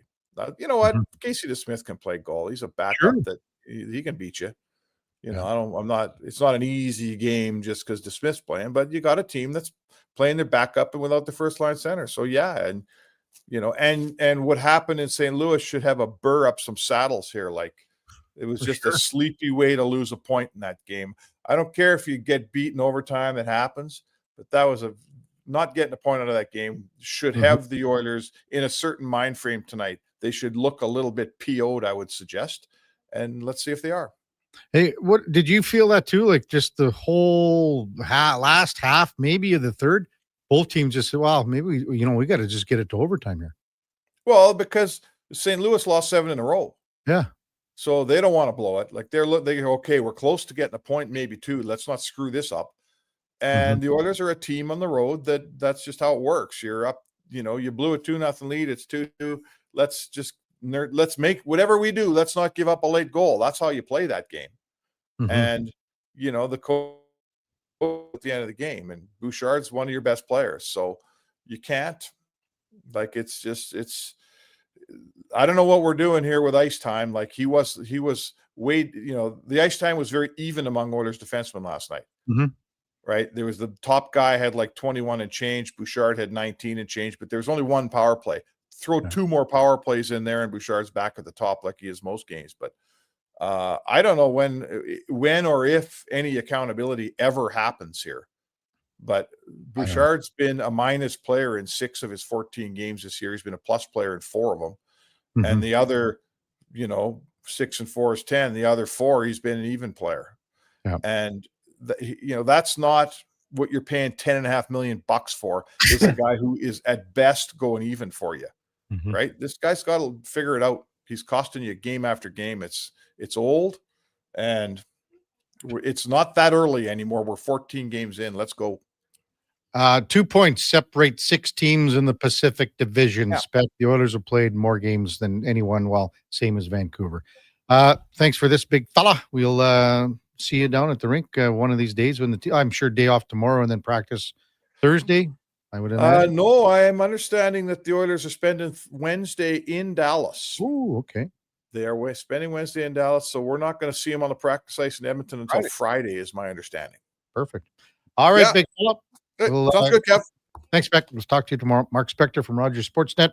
On the Mark, powered by Northgate Chevrolet Buick GMC. This truck's for you. When we come back, Frank Saravalli from Victory Plus TV. That'll be right after the break on the Kevin Carey Show with Donnie P. and Josh Fenwick on Sports 1440, presented by Sports Select. We're streaming on YouTube, X, Facebook, and Instagram. Mr. Rooter watches the big game. Go deep! What you watching, Mr. Rooter? The Plumbing Olympics. Frankie Dragon Sanchez is attempting to break the world record in the 100-meter snake. Watch!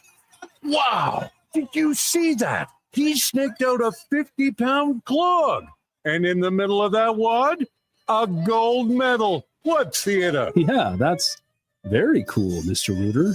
For a plumber who's good as gold, call Mr. Rooter. I'm Grant Fedork from Leading Edge Physiotherapy, and people who suffer brain fog might think it's just going to be part of their life. But listen, I've seen a 38-year-old man managing a concussion read her kid a bedtime story without losing the plot, all because of cognitive rehab that rewires the brain like a GPS reboot. Your brain isn't broken, it's buffering. One missed beat in focus, memory, or balance snowballs into frustration, falls, or forgotten keys. Stroke, concussion, long COVID, even aging can all lead to brain fog. Cognitive rehab works. Check us out at leadingedgephysio.com before your next "Where'd I Put My Phone" moment. At Fountain Tire, get up to 15% off select tires, up to $125 off a set of 4 select Goodyear tires, and $50 off $150 service until December 13th. Restrictions apply. Book today. Fountain Tire. We're on this road together, Canada. Getting in on the sports action you want is as easy as playing at sportselect.com. Simply make your picks online, generate your QR code, and lock in your bet at your local Lotto Spot retailer. Then sit back, watch the game, grip your chair, and high-five anyone nearby. Every bet is 100% legal with the chance of winning cash in hand. Sports Select. When you're ready to play, bet on the original. Must be 18 plus to play. Play responsibly.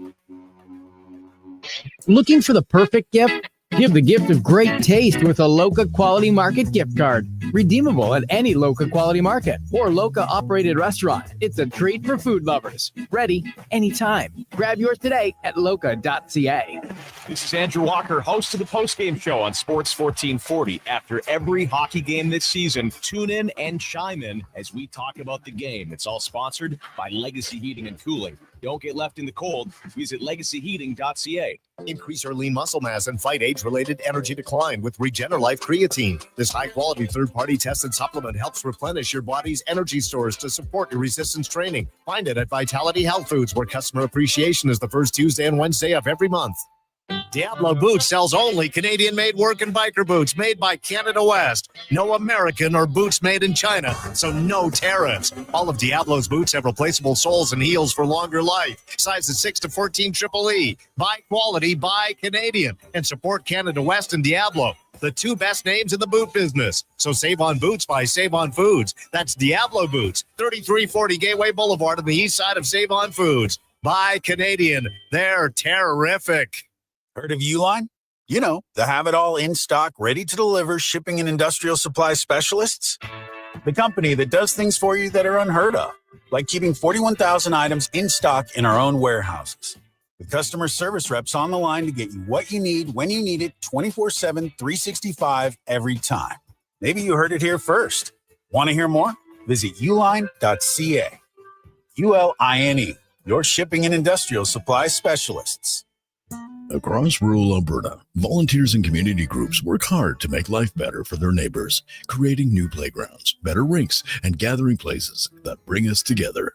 Vision Credit Union is proud to lend these local heroes a helping hand. Apply today for a Helping Hand grant up to $10,000 to support your community's next big idea. Let's make great things happen together. Applications are open until January 31st, 2026. Learn more at whatsyourshare.ca. This hockey season, they're all in at Metal Supermarkets. They were even practicing the wave around the lunchroom table. Till Bob's soup splattered everywhere. I'm so hungry. Poor Bob. Oh, well, gotta love the passion. Speaking of which, their team is all in on cutting metal to your exact specifications. And fast. Metal Supermarkets, the local convenience stores for Southside, West End, metalsupermarkets.com.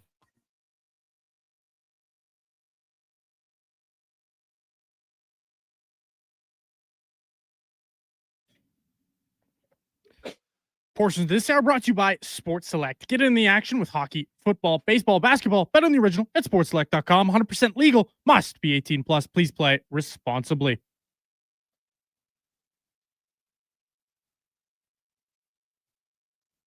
Just in time for the morning skate. This is the Kevin Karius Show on Sports 1440.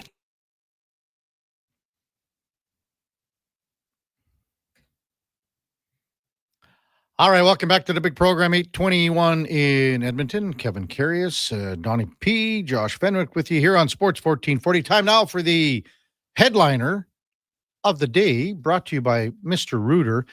Getting snakes deep, giving 110%. Day in and day out for all your plumbing needs, go to mrrooter.ca as we welcome in Frank Saravalli from Victory Plus TV. Good morning, Frank. How you doing, Kevin? It was a good weekend. It was, busy with the Blue Jays. Watched a lot of ball, and I imagine you did had a little coaching with the kids and everything, or what? Yeah. We actually had a special day on Sunday. One of the moms on our team was diagnosed with cancer, so it was a really nice, touching. We did a little pregame ceremony. All the kids skated and gave her a rose, and oh man, yeah, it was a really tough day. But we're all in the fight together. Everyone we know somewhere is touched with cancer, and man, crazy string of emotions. Few tears to everyone's eyes there, eh, Frank? Yeah, for sure. And we had special pink jerseys for the day. So great. Yeah, it was very nice. How did they the kids are young. How do they, sometimes they, and there's so many kids with cancer too, as everyone knows. But the kids, they're resilient. And so how did they sort of react when this was proposed and organized for them? I don't know that they really get it. Mm-hmm. They're 11 and 12, and I think they start to understand it, but I'm not sure that they'll really get it until they start to see, especially for this kid and his mom, some physical changes. Yeah. But it's it's tough to explain it to a group of 11 and 12-year-olds. Well, it's almost those kids have to have a friend that's going through it, that's 11 or 12, and then they maybe understand it a little more. But and touch wood, these kids don't. So that's for sure. Yeah. We have some of the best cancer facilities up here, and we have so many things with the Kids for Cancer, and man, it's the same thing everywhere. And we're seeing it all the games with the the cancer signs and everything like that. So it's heartbreaking stuff. Yeah, it for sure. We lost so many guys here. Our friend Johnny Sexsmith just passed a couple weeks ago here, Frank. So it's been tough for sure. Yeah, and I think of Ben Stelter often. Yeah, and then the 50-50s, which that's another thing, but they're trying to get, they show a lot of those during the Oilers intermissions and things like that. So it's still, the fundraising continues and the fight continues. So we're all in it together. Yeah, no question. I guess the bigger news yesterday, Frank, was in Dallas, where the Oilers are going to play tonight, and the big game coming up in February of 2027 at AT&T. This is it's a pretty big thing because I guess Dallas, the Cowboys, it's it's iconic, and this is a stadium where it's one of the best in the world. So I think it's going to be do you think they can get 100,000 fans in there, Frank? I think they could top that. Yeah.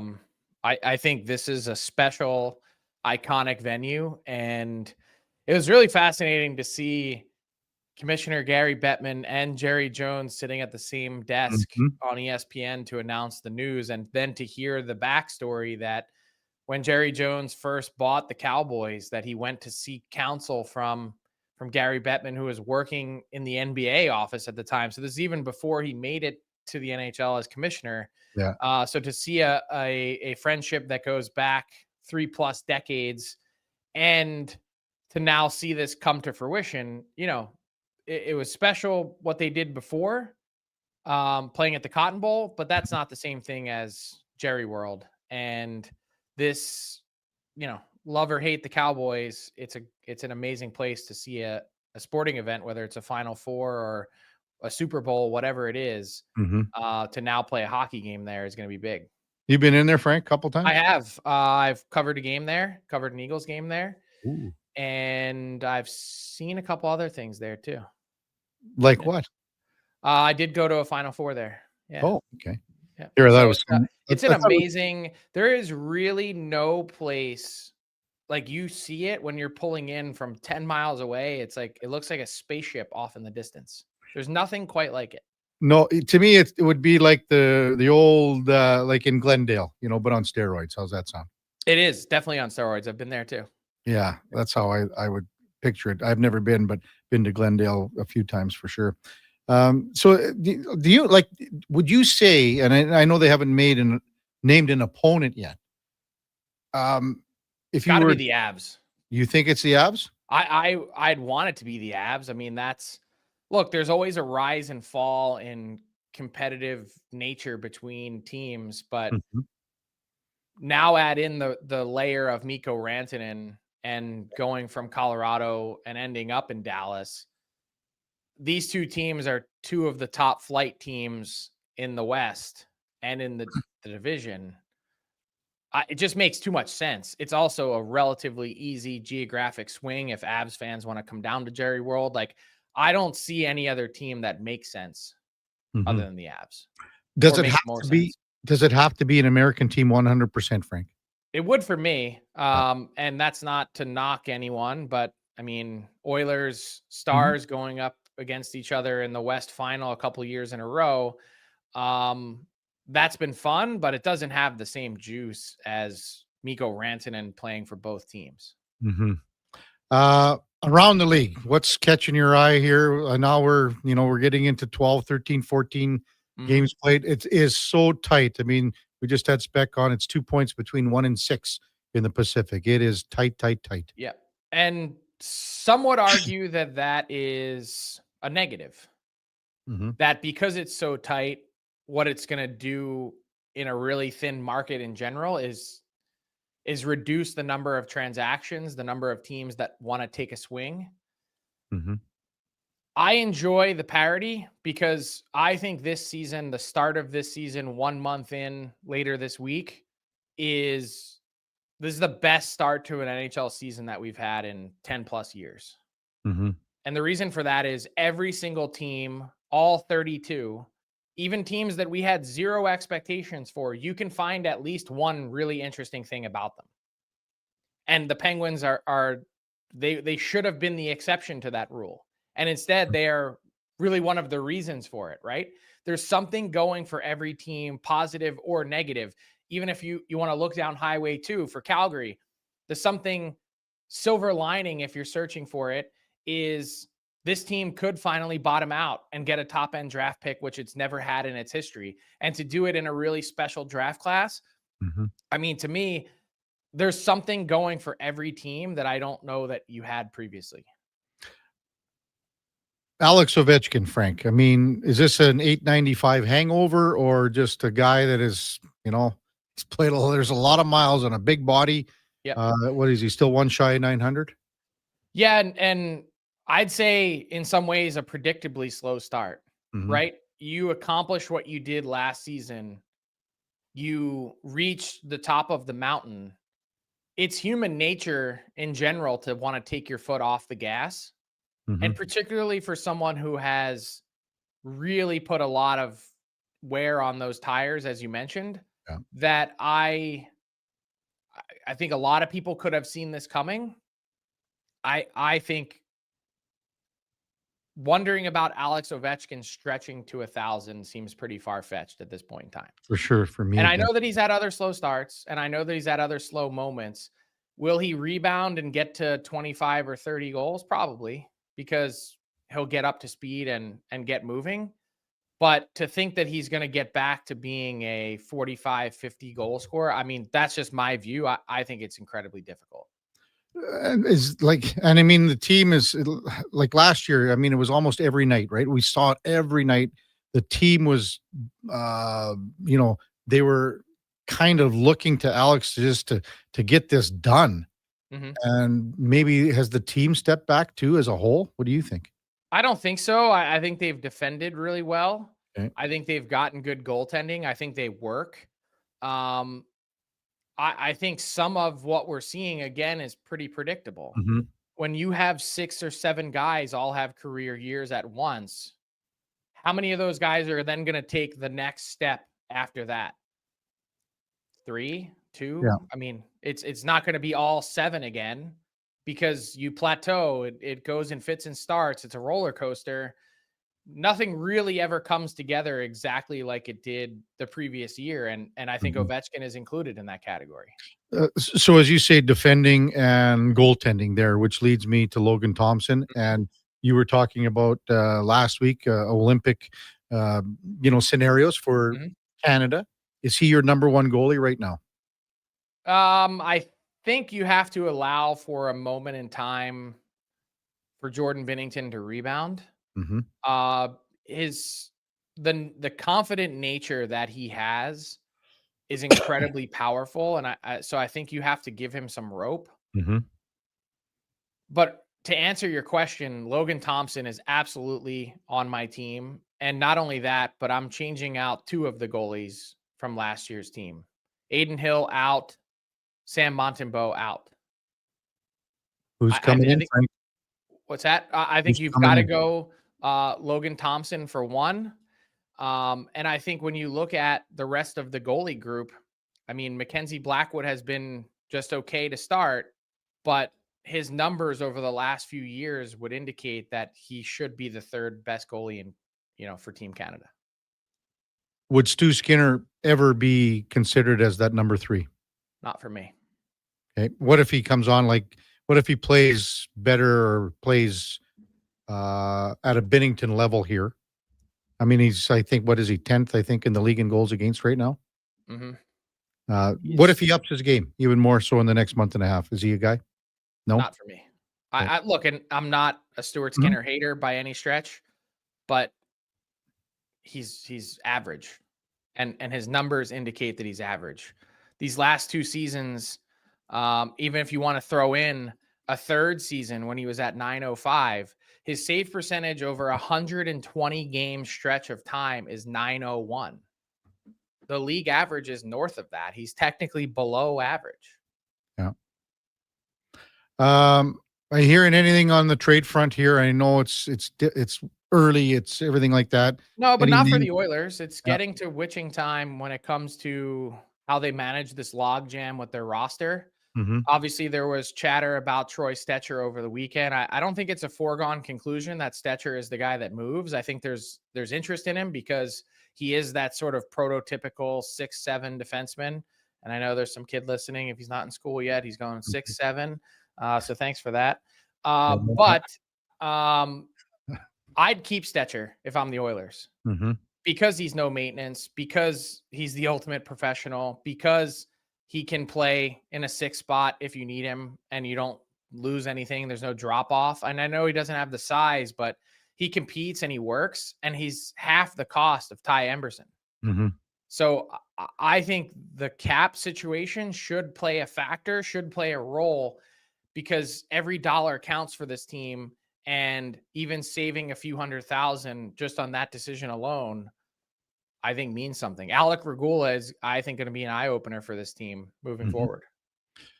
And again, they've invested in Regula, Frank. I mean, the 2-year contract, basically rehabbing him for an entire season. And he just took 2 hard hits from Evander Kane here. So and again, this is a small sample size with Regula here. So I think I'm sold. You're I'm sold because the Oilers are sold. They full-throated believe in Alec Regula. I'm tempering a little bit more, Frank. Okay. Yeah, I'm So tempering. what would you do?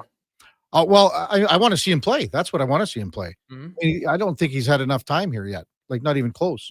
I got to see him play, but he's getting the opportunity for me. How's that sound? He's going to be given the opportunity. It's up to him to run with it. So right, but they're going to have to make a decision before that. Okay, so if I'm thinking Hyman is back in the next 6 days or so by November 10th. You think by by November 10th? That's the date I would circle. Okay, we still disagree on that. I'm just telling you, like, as soon as they get close to a green light, he's going in. They're not waiting any longer. That's how I see it. Okay, good stuff, Frank. We'll talk to you on Thursday. Thanks, man. See you, Kevin. That's Frank Saravalli from Almost Did It, but Victory TV Plus, and our headliner of the day brought to you by Mr. Rooter, your top defense pairing against leaks. That's mrrooter.ca.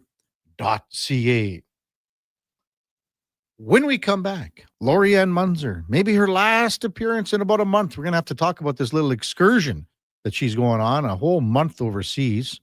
And what is she has said, not available by phone, by internet, by anything. Like this could be like way in the depths somewhere. Way, Donnie, in the depths somewhere where she's not able to contact anyone. Would you ever do something like that, Donnie? Could you ever not have your phone by your side, Donnie? No, probably not. I would fail that miserably, and all the props to Lorianne for enduring what I'm sure is going to be a wonderful holiday. But I could never do anything vacationing without my phone, without the potential. I never even took mine to Mexico last year. Oh, I would have to, just in case something happens. You don't need it, Donnie. You'll get used to it. It would be nice in a lot of respects to be without the phone for a week, just to, not have to speak to the outside world. However, just in case something happens, I would always need to, you never know, right? Something bad can happen. No. You can always get in touch with someone, Donnie. Just go to a payphone. Yeah, and they'll see a number from Mexico, and they don't have payphones anymore, Donnie. Yeah. Could you imagine if they did? How much people would use them? They wouldn't. Well, I don't think they would. No. Are there payphones in Mexico? Maybe Duke is probably. There might be. I wouldn't know. That's a good question. When we come back, Lorianne Munzer on the Kevin Karius Show on Sports 1440, presented by Sports Select. We're streaming on YouTube, X, Instagram, and Facebook. Stories are told to make a point, and GS Construction takes them very seriously. We're not talking about fairy tales. GS Construction looks at the story old pipes tell us, a tale of time and pressure and endurance. So when those old pipes are ready to end their story, GS Construction starts a new chapter by repairing or rebuilding, or in some cases, renewing the underground infrastructure that supports our modern lives, making sure every community's story continues on safely and reliably. For more, visit gsconstruction.ca. Michelle and Colette are sisters. Sisters who don't agree on much, especially when it comes to which hockey team is the best. Edmonton is the best, baby. Vancouver's #1. Even when it comes to meat snacks from Wilhawks. I love the Herrenschwiener. The ham sausage rules. But they will agree Wilhawk beef jerky is the best. it might just be the only thing Alberta hockey fans can agree on. Others can try to imitate, but no one can duplicate Wilhawk beef jerky. Only available in the Duke. Get yours today, because you don't win friends with salad. Increase your lean muscle mass and fight age-related energy decline with Regenerlife Creatine. This high-quality third-party tested supplement helps replenish your body's energy stores to support your resistance training. Find it at Vitality Health Foods, where customer appreciation is the first Tuesday and Wednesday of every month. It's your last chance to grab tickets for the Jason Greger Pizza Pig Out, presented by GS Construction. Thursday, November 6th at the Canadian Ice House, indulge in unlimited pizza from amazing local pizzerias while you help raise some dough for Kids Sport. Then vote for your favorite slice to help crown the People's Choice Award winners. Tickets to join Edmonton's biggest and best adult pizza party are just $30. Head to jasongregerpizzapigout.com for more details and to buy tickets. You wanted local sports on weekends. Saturday mornings at 9, check out the Saturday Sports Setup, where we'll tee up what's happening on the weekend sports scene. Tune in Saturday morning at 9 on Sports 1440. The job won't wait. Why should you? At AWS Welding Supplies and Repairs, conveniently located in Nisku, we've got everything you need to get it done. From product sales to servicing and calibrating machines, we're your one-stop shop. We're a proud, locally owned and operated business, committed to serving our community with a proven track record of customer service. Don't let a broken tool slow you down. We offer fast repairs and free same-day delivery of in-stock items to Leduc, Nisku, and South Edmonton. AWS Welding. We make it happen.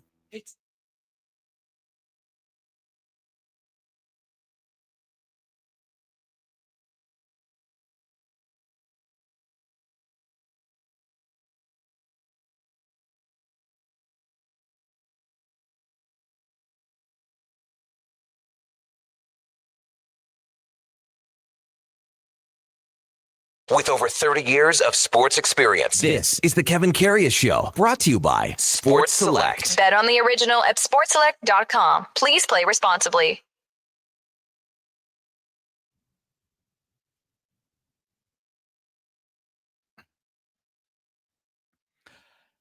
All right, welcome back to the big program. 841 in Edmonton. Kevin Karius, Donnie P. Josh Fenwick with you on Sports 1440. And time to welcome in our Tuesday 840 hit, Lorianne Munzer, the 2004 Olympic gold medalist in cycling. Good morning, LA. How's your Tuesday going so far? Good morning, Kevin. Fabulous, fabulous. The countdown is on for the holidays.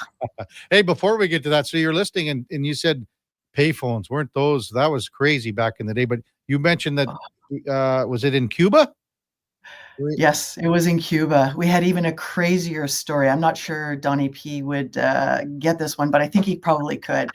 When we were in Cuba, I'll bet against it, Lorianne. no payphones. However, if you wanted to call back home, we were calling to Canada like once a week on a Sunday. We'd head over to the hotel, and it was $1 US a minute. And we learned very quickly that if you went over half of a second, you got charged the next dollar. So we were bringing our stopwatches in and timing the hotel staff from when you heard hello. Yeah, it was just crazy. Shortest conversations ever. And we were down there for 7 weeks. It was a long time, and no peanut butter, no hot water. We won't talk about the toilet seats. It was just a crazy, crazy trip. What year? That would have been 1994. Okay, so I was down there at the exact same time, same year, pretty well. Where were you? We were staying in Havana at the Cycling Velodrome Training Center. It was across from where the Pan Am Games stadium had been built. So the sporting facilities are pretty good, but instead of getting a hotel or living somewhere else, we were bunking in with the other athletes, all the Cuban elite athletes. They loved it because guess who they got to train with? They got to train with the Canadians. And then guess who was in the stands watching what the Canadians were doing? Was, of course, the Cuban coaches, because they wanted to see, maybe what they were missing and what they could do to improve. And the really cool part, Kevin, was the 4th week they were running the Cuban National Championships, and they invited us Canadians to join in.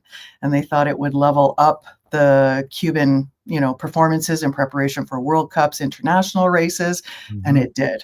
So crazy story. I won the sprint event.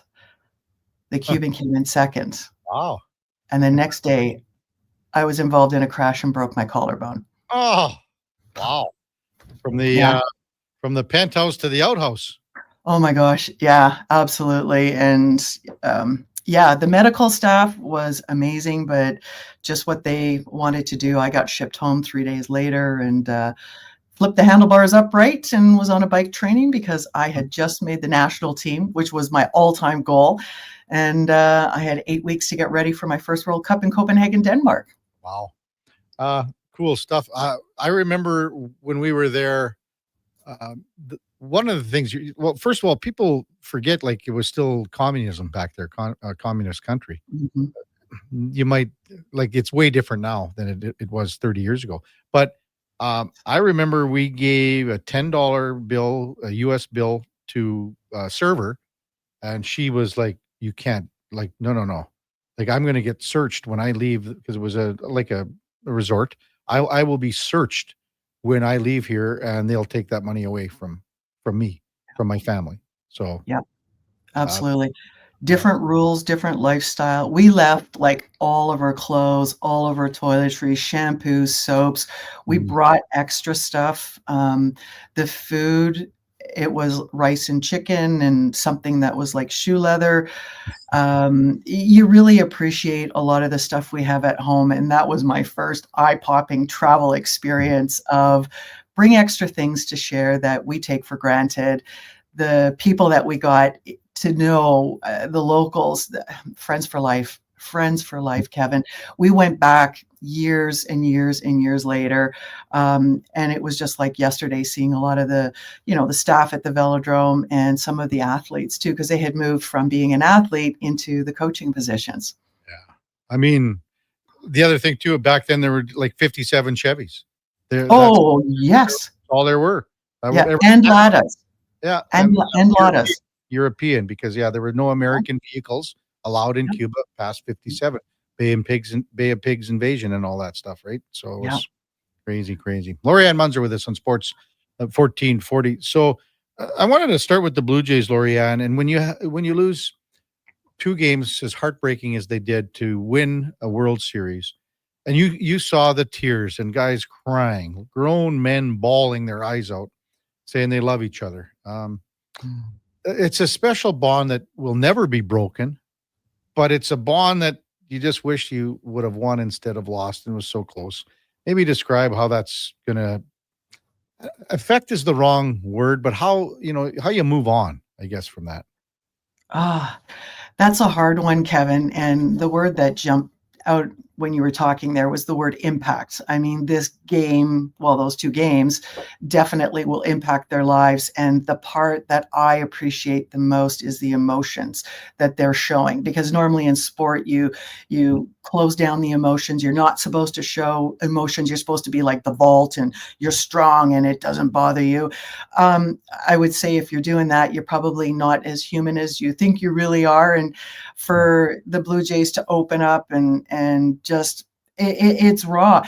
This is the part, Kevin, with sport, only one team or one person can win. And it was the LA Dodgers. Mm-hmm. To be able to move on with this is you got to sit in the pain. You got to sit in the pain and the loss of it and just go, all right. Yeah, it is what it is. So what are we going to do with this? And then you have to give yourself, I believe, a timeline, because that's what I do with all of my athletes is, cool, sit in the pity party or sit in the pain, do whatever it is that you need to do. Give it a voice, because if you don't give it a voice, it's going to eat you up and come back at you. And the next question is, so what do you want to do now? Yeah. And that is really going to be the tipping point of, hey, are we going to stay together as a family? I loved hearing Cam Tate's, the 2-minute warning with Jason, and he was talking about a team, about a group, and a family. And there really are the different lines of which one is which. And I think we had the team, we had the family. There is a connection. It will be what it is because there's a number of players that they're free agents now. Is that what they call it, Kevin? They're free agents? Free agents next year, yeah. And it all comes down to, so what do you want to do as a team and what do you want to do individually? And if you are playing at your best, if you are giving your best, if you're bringing your leadership up, it is going to be what it is. Things happen for a reason. And I think each player is going to have to follow their own heart. They have a different way of dealing with it. Probably they've never experienced this before because this is a first time. If they haven't thought about it, what was it going to look like when we won? And what was it going to look like when we lost? Most athletes do not look at both ways. They only look at, well, what are we going to do when we win? They don't look at, well, the opposite side coin of it. I never did. And it could have gone the opposite way than it did of me crossing the finish line first. So there's always a third scenario, and that's the one you didn't think about that nobody else thought about.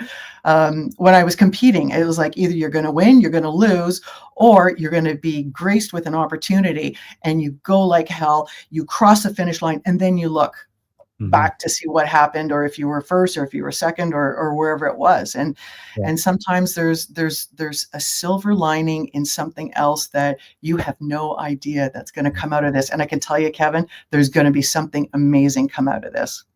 So I need you to put your manager hat on here for a moment, Lorianne, because when you evaluate a team, and I'm talking about the Blue Jays management right now, when you evaluate a team that came so close, and this is very similar to what happened with the Oilers back in 2006, and you can say similar to what happened in 2 years ago. When you are that close as a team and you have that emotion and you have everything coming together where guys are so close and they say, we love each other, man. A manager has to look at the bigger picture here and take emotion out of how you are going to assess and evaluate and reevaluate and move forward. How difficult is that when you see these guys that you put together as a team go to war? And that's a loose term. I hate when people say that. I shouldn't have done it. And go to battle like this and go against, the opposition for a month here and get all the way within, a run of the World Series. But now you've got to go, what's best moving forward? Because if you put emotion into it, you could make the wrong decisions. So maybe if you can, throw a manager hat on here if you can. Yeah.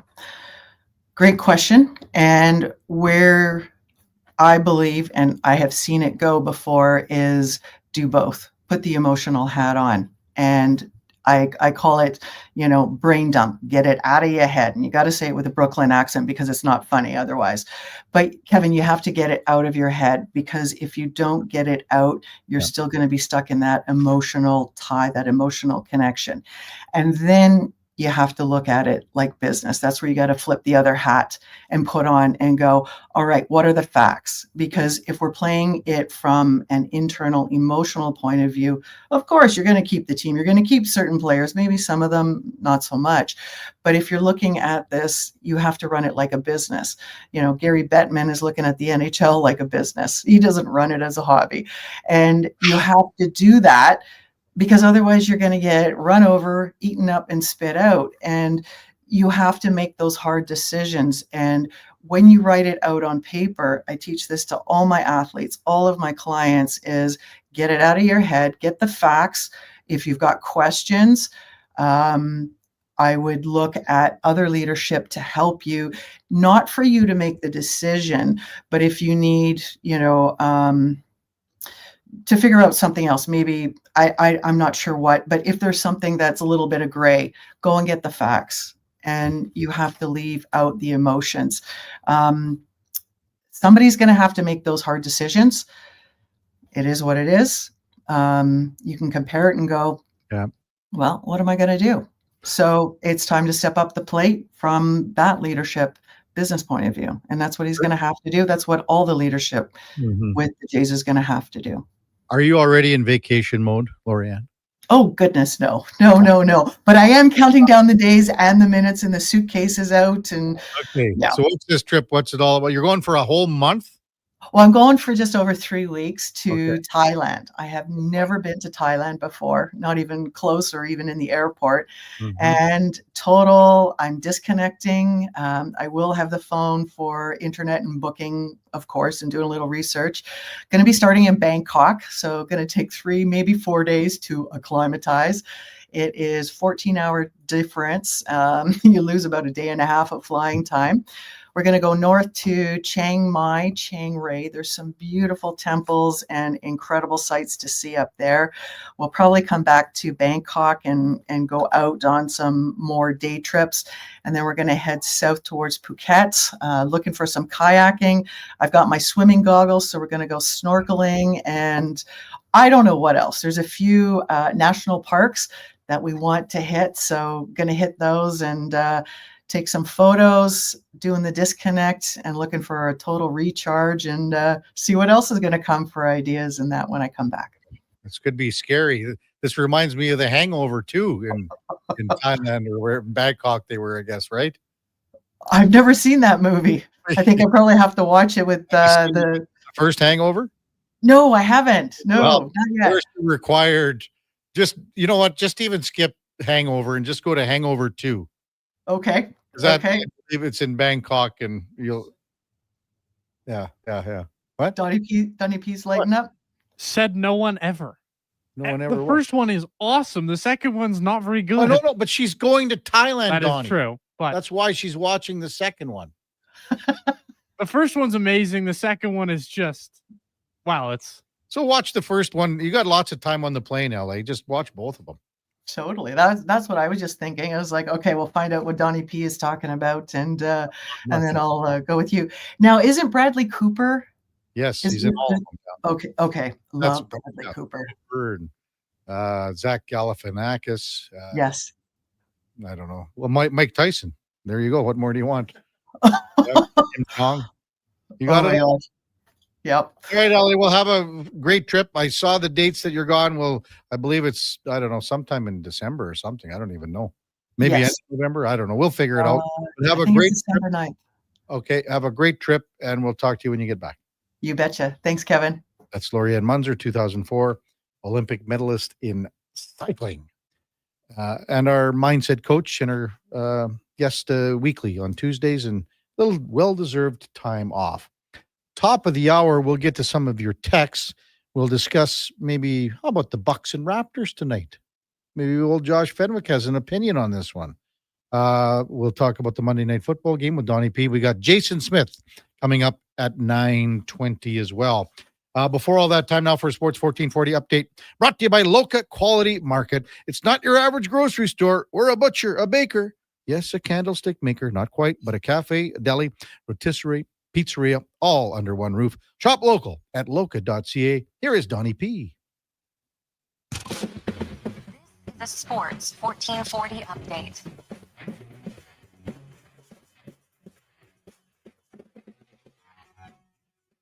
It was game day last night as the Oilers, they traveled to St. Louis and they fell to the Blues 3-2. The Leafs, they won 4-3 off of 4 straight unanswered goals. The Canucks took down the Preds 5-4 in OT, and the Hawks fell to the Kraken 3-1. NFL action last night. The Cowboys dropped one to the Cards, 27-17. Only one NFL trade currently on the day as the NFL's trade deadline looms. It's the Cowboys acquiring Logan Wilson from the Bengals for a 7th-round pick. On the hard court, the Bucks edged out the Pacers 117-115. The Rockets beat the Mavs 110-102. And the Lakers, they topped the Trail Blazers 123-115. Coming up, it's hour 3 of the Kevin Karius Show. We've got Gator joining the fray in about 20 minutes' time. I'm Donovan Paulson. That's Sports 1440 Update. This is Sports 1440, a Stingray radio station broadcasting on Treaty 6 territory. Download the free iHeartRadio app and listen to CKJR wherever you go. Increase your lean muscle mass and fight age-related energy decline with Regenerlife Creatine. This high-quality third-party tested supplement helps replenish your body's energy stores to support your resistance training. Find it at Vitality Health Foods, where customer appreciation is the first Tuesday and Wednesday of every month. This hockey season, before every game, check out the pregame show with Andrew Walker on Sports 1440. It's brought to you by Titan Supply, your only source for rigging, lifting, and hauling products. Visit titansupply.ca. At jackpotcity.net, you can do amazing things with just one casino chip. Discover a world of incredible casino games with over 500 high-quality online slot games, including the world-renowned progressive jackpot slot Mega Moolah. Play for free at jackpotcity.net and get treated as a VIP 24/7. So visit jackpotcity.net today on your tablet, laptop, or mobile. Jackpot City, a whole world of casino games. 18 plus. Please play responsibly. This is not a gambling website. Sometimes it's just best to see the professionals. For example, surgery. But the YouTube tutorial made it look easy. Is that your appendix? I think so. Wow. Like I said, it's best to see the professionals. And when you need help choosing the right metal for your next project, cut to your precise measurements, you've got to see the pros at Metal Supermarkets, the local convenience stores for Southside, West End, metalsupermarkets.com. Look at the wobble. Diablo Boots sells only Canadian-made work and biker boots made by Canada West. No American or boots made in China, so no tariffs. All of Diablo's boots have replaceable soles and heels for longer life. Sizes 6 to 14 Triple E. Buy quality, buy Canadian. And support Canada West and Diablo, the two best names in the boot business. So save on boots by Save On Foods. That's Diablo Boots, 3340 Gateway Boulevard on the east side of Save On Foods. Buy Canadian. They're terrific. Hey everybody, it's Jason Stradley. How would you like to join me and the superstars of hockey on an exotic holiday? Join us on a 7-night cruise through the Mexican Riviera, leaving from Los Angeles and including Cabo, Mazatlan, Puerto Vallarta, and more. While we relax and cruise the tropical waters, you can attend an intimate meet and greet with legends like Bill Ranford, Fernando Pisani, Kelly Buckberger, Ron Lowe, Gene Principe, Jack Michaels, Louis DeBrusque, and more. There's still time to get in on every hockey fan's dream cruise. Book now and save $500 per couple. The Edmonton Hockey Legends Cruise. Price start at just $23.99. Part of the proceeds support the Ben Stelter Foundation and Kids with Cancer. Visit cast.tours/Edmonton. Call 1-833-347-7678. Call now to book and save $500 per cabin when you mention promo code Stingray Radio. That's cast.tours, 1-833-347-7678. You wanted local sports on weekends. Saturday mornings at 9, check out the Saturday Sports Setup, where we'll tee up what's happening on the weekend sports scene. Tune in Saturday morning at 9 on Sports 1440.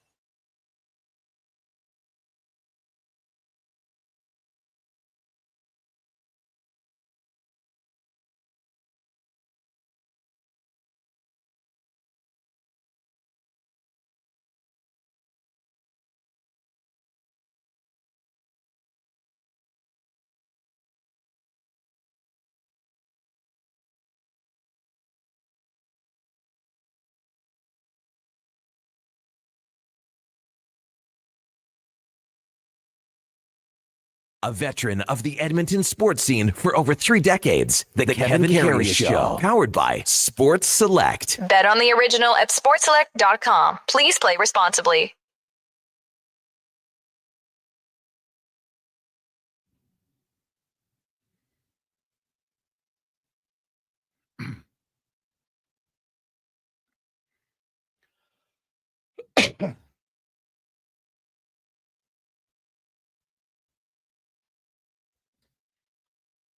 All right, welcome back to the big program. 9:03 in Edmonton on a Tuesday morning. So glad you're with us on the Kevin Karius Show with Donnie P and Josh Fenwick running the boards here on Sports 1440 in the palatial studios here at West Edmonton Mall. We're also streaming on YouTube, X, Facebook, and Instagram. Last night in the NFL, Dallas Cowboys hosted the Arizona Cardinals, and it was a convincing victory. Was really never in question at all. 27-17, the final. Jacoby Brissett was really, really good at quarterback for the Arizona Cardinals. 2 touchdown passes, had 1 touchdown run. I think on the broadcast, both Troy Aikman and Buck mentioned the fact that, you know what? When Kyler Murray's ready to go, they thought that moving forward, that Brissett's their guy. Then after the game, Jonathan Gannon dialed that back a little bit. I think Donnie P, did he not? And saying, I think maybe we'll revisit Kyler Murray as the starting quarterback. We'll see. I think that would surprise a lot of people, including Buck and Aikman. There's something about it. And, you know, yesterday, Donnie, I mean, we had yesterday from Arizona, AZ in Dallas, Tyler Drake, we had him on. He said there's something about this team that plays better under Brissett, center. Do you think that's the case? Do you think that Gannon goes back to Kyler Murray when he's healthy? I don't think you can go back to Kyler Murray. I don't know if you can either. I don't think you can. Yeah. Connor made the comparison yesterday on Fantasy Frenzy that this is kind of like the Trey Ford. This is like the situation in Edmonton here where it's like Trey Ford to Cody Fajardo. Somewhat similar in my mind, where you've got the obviously the better athlete in Kyler Murray and the more pocket passer type in Jacoby Brissett. I look at Kyler Murray and his time in Arizona here, especially with Marvin Harrison Jr. and Trey McBride. So Trey McBride last season had 2 touchdowns. Yeah. Trey McBride this season with with Brissett already has 4 touchdowns. Like Jacoby Brissett knows how to use his weapons. Kyler Murray clearly doesn't. Not only that, but I think if you were to compare the chemistry, the rapport that Brissett has with Marvin Harrison Jr. compared to Marvin Harrison Jr. and Murray, it's light years ahead. Now, I mean, you're building this team around those 2 guys. You're building it around Harrison Jr. and you're building it around McBride. Yep. I mean, that's the way the offense is going to roll here. They've had so many injuries at running back. That's the way it rolls. And credit the 2 backs that were in there last night, Knight and DeMarcado. I mean, they did a pretty good job. They did. And that Arizona team, in a lot of respects, I feel like just early in the season, Kyler Murray was holding them back. Like, I actually don't think they're as bad as their record shows. And I don't feel like Kyler's as bad as I might be making it sound like he is. But it's just, you watch this team play with, and Jacoby Brissett's not a world beater. Jacoby Brissett's a backup quarterback. Like, he's your standard quality backup. And he's making Kyler look bad right now. Okay. I'm here. We're on the same page here that Brissett should be the starter moving forward. No question. Okay. I mean, but to hang a lot of these losses on Kyler Murray, I'm not there yet either. Okay, look at the Tennessee loss. Does that have anything to do with Kyler Murray? Absolutely nothing. No, but like you can put more points. Look at the team. No, wait, Donnie, come on now. Tennessee. Donnie, come on now. The Tennessee game. Look at the loss to the Niners. Okay, we're talking miscues at the end of the game. Now, they've lost 5 games before last night's win. 1 point to the 49ers, 3 to the Seahawks. And the Drake talked about that yesterday to the Seahawks. The Titans, that's the debacle of monumental proportions. They lost by 4 to both the Colts and the Packers. So while I'm agreeing, I'm saying that the quarterback moving forward should be Brissett. There are other things here, especially that Tennessee game. This team, after losing 5 in a row, they're now 3-5, should easily be at 500. Easily at 500. And I think even MTR would agree with that. They're a better team than they've shown for me, no question. And it's not all on Kyler, but like 27 points is their high with Kyler, right? Under center. And that's against the Carolina Panthers. Like to me, Jacoby Brissett he kind of takes the offense to a different level, right? And it's not because he's a wonderfully great quarterback. It's not like he's the most talented guy out there. It's just he understands how to use his weapons. And like, I'm sorry, like you're scoring 15 points against the Niners. Like that's just not good enough, right? 20 points against the Saints. Like, and I know that's week 1 and week 1's weird, but I look at a team that with Kyler Murray under center, they don't have the same level of offensive output. They just like there's no excuse for Trey McBride last year to have 2 touchdowns. None. I'm agreeing with that. Yes. But they're looking for him, right? I'm not saying that Kyler Murray didn't look for him last year because he had a whack of receptions. He had a ton of receptions, Donnie, a ton. But they got to look for him down in the goal line, like most other tight ends, especially when you're the top tight end in the league pretty well. And to me, that just comes from Brissett understanding how to use his weapons. Like last night, Marvin Harrison Jr. set his career high in receptions. There's no reason that Marvin Harrison Jr. should have less than 6 receptions as his career high. None. Also have to give a shout out to the Cardinals defense. They made some big plays when they had to. Stops on 4th down. And how about the rookie Walter Nolan, the 3rd? The 2nd and the 1st are pretty big time players as well. Just kidding, Donnie, but he's the 3rd. That was his debut last night, and he was really, really good. Had the sack, couple tackles for loss. He was great in his debut. Apparently, I'm just reading this from a guy named Mark Dalton who covers the Cards. First player since TJ Watt in 2017. 4th in NFL history with a sack, 2 tackles for loss, and 1 pass defensed in his first career game. That's a nice start. That's a wonderful start. A nice start. Let's bring in old Fonzie, Josh Fenwick, to talk a little bit about the Bucks and Raptors tonight. Is this something you might be interested in tonight? The Bucks and Raptors? Oh yeah. Really? I'm always excited to watch Giannis Antetokounmpo play basketball. Really? Oh yeah. But the Raptors they've got some things going here. They've got 3 players averaging over 20 points per game. Okay. So RJ Barrett, Brandon Ingram, and Scotty Barnes, all of whom are doing it off 50% field goal percentage or better. So that's great. That being said, Giannis has been an absolute wagon this season.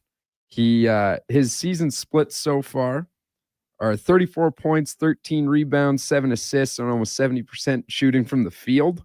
Incredible research by you here. Thank you. Incredible. Yeah, do the best I can after that debacle about a week and a half ago. But Giannis is really putting the Bucks on his back right now. They were playing a depleted Indiana Pacers team last night, and he had an absolutely disgusting turnaround jump shot to win it at the buzzer. Now, I believe when we had discussions about where the East was, and this was with the Duke, where the East was, and Duke had it as an in or out, and we had this discussion, and you and I discussed even the West and, the 4 playoff teams. I thought it was the Final Four we talked about. Milwaukee never made it into the conversation, correct? It did not. No. Going into the season, I didn't have very high expectations of Milwaukee. They're a significantly worse team when Giannis isn't on the floor, and you can't have him playing. Just find his minutes played here. He's playing 32 minutes a game right now, so they're getting the job done with him on the floor. But if I look at his on-off numbers here, I imagine the offense is pretty bad. It was awful last year, atrocious, especially the defense. Their offensive rating through the game, he makes the team about 12.5 points better when he's on the floor and shores up everything on defense. So I don't know. I think we're still a ways away from me saying, they can go back to the finals this year, but there's something cooking in Milwaukee right now. I'll tell you what, the other thing too, in the last, I guess, year or so, we got a lot of texts, and a lot of them were to Paul Sir when we've had Paul on, about Giannis being traded. You're shaking your head. You don't see that happening now, but you could have seen it before. I don't think I ever really saw it. It has to come from Giannis. He's not one of these guys. Before last year, I would say no one of Giannis's caliber would ever get traded out of the blue, but then Luka Doncic got shipped off to the Los Angeles Lakers. But I think he's so big in Milwaukee, and he loves the city as much as he does, from everything that I understand about him, that I don't think he'll ever say, trade me. And I don't think the front office is going to part ways with him. I mean, they keep signing his brothers, for Christ's sake. There's 3 Antetokounmpos on the team, and one of them gets significant playing time. The other 2 just ride the bench. So, no, I don't think he'll get traded, as much as Shams Charania likes to tweet about it and things. Giannis has kind of gone at him and been like, stop saying this, because it's not true. It is NFL trade deadline in what? It's 2:00 this afternoon, our time. Is that correct, Donnie? 4 o'clock Eastern. 4 Eastern. Yeah. 4:00 Eastern. I mean, Jerry Jones, I just sometimes you think that he's kind of all together there. Then the next thing you go, what planet are you on? And just to say that he made the trade before the game, but we're not announcing it. And then he told Stephen A. Smith. Then Stephen A. Smith's in the box. How about this one for you guys? And you guys are just cutting your teeth here in the business, so I'm going to throw this one at you. What do you think about Stephen A. Smith sitting in Jerry Jones's box right beside him for, I think he left in the third quarter, maybe somewhere in there? What do you think of that? Stephen A. Smith gives Jerry Jones a lot of flack. I don't think it reflects very well on him. I mean, okay. Donnie, do you want to chime in at all? I don't know. It's not, for me, it's just not the best look. This is. Let me throw this at you. Let me throw this one at you. And we don't see him in his suite here, but let's look at this then. And let's use Mark Spector. Now, if Daryl Cates came to a game and Mark Spector's sitting beside Daryl Cates for, 3 quarters, and the camera pans to them, I don't know how many times, several times. Now, what would your reaction be?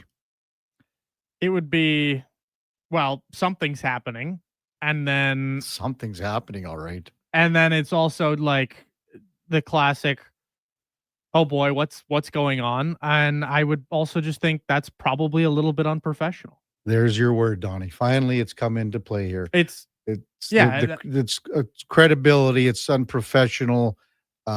Reporters, if you are a journalist, as Stephen A. Smith says he is, and whatever he does say he is, I know, and he's been. Well, he went to school for journalism too. Well, I'm not a big Stephen A. Smith guy, so whatever.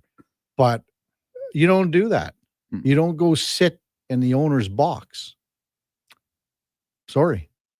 Yeah, I would agree. I did. If I were he just signed with ESPN again or whatever it is, I don't know. Yeah. So, he's $40 million a year. He's on The Athletic. He's on wherever. He's on his pods. If I'm the ESPN guys, maybe he's not employed by ESPN anymore. Maybe he's his own guy. I'm not sure, but I thought he's still with ESPN. He's on the shows on ESPN.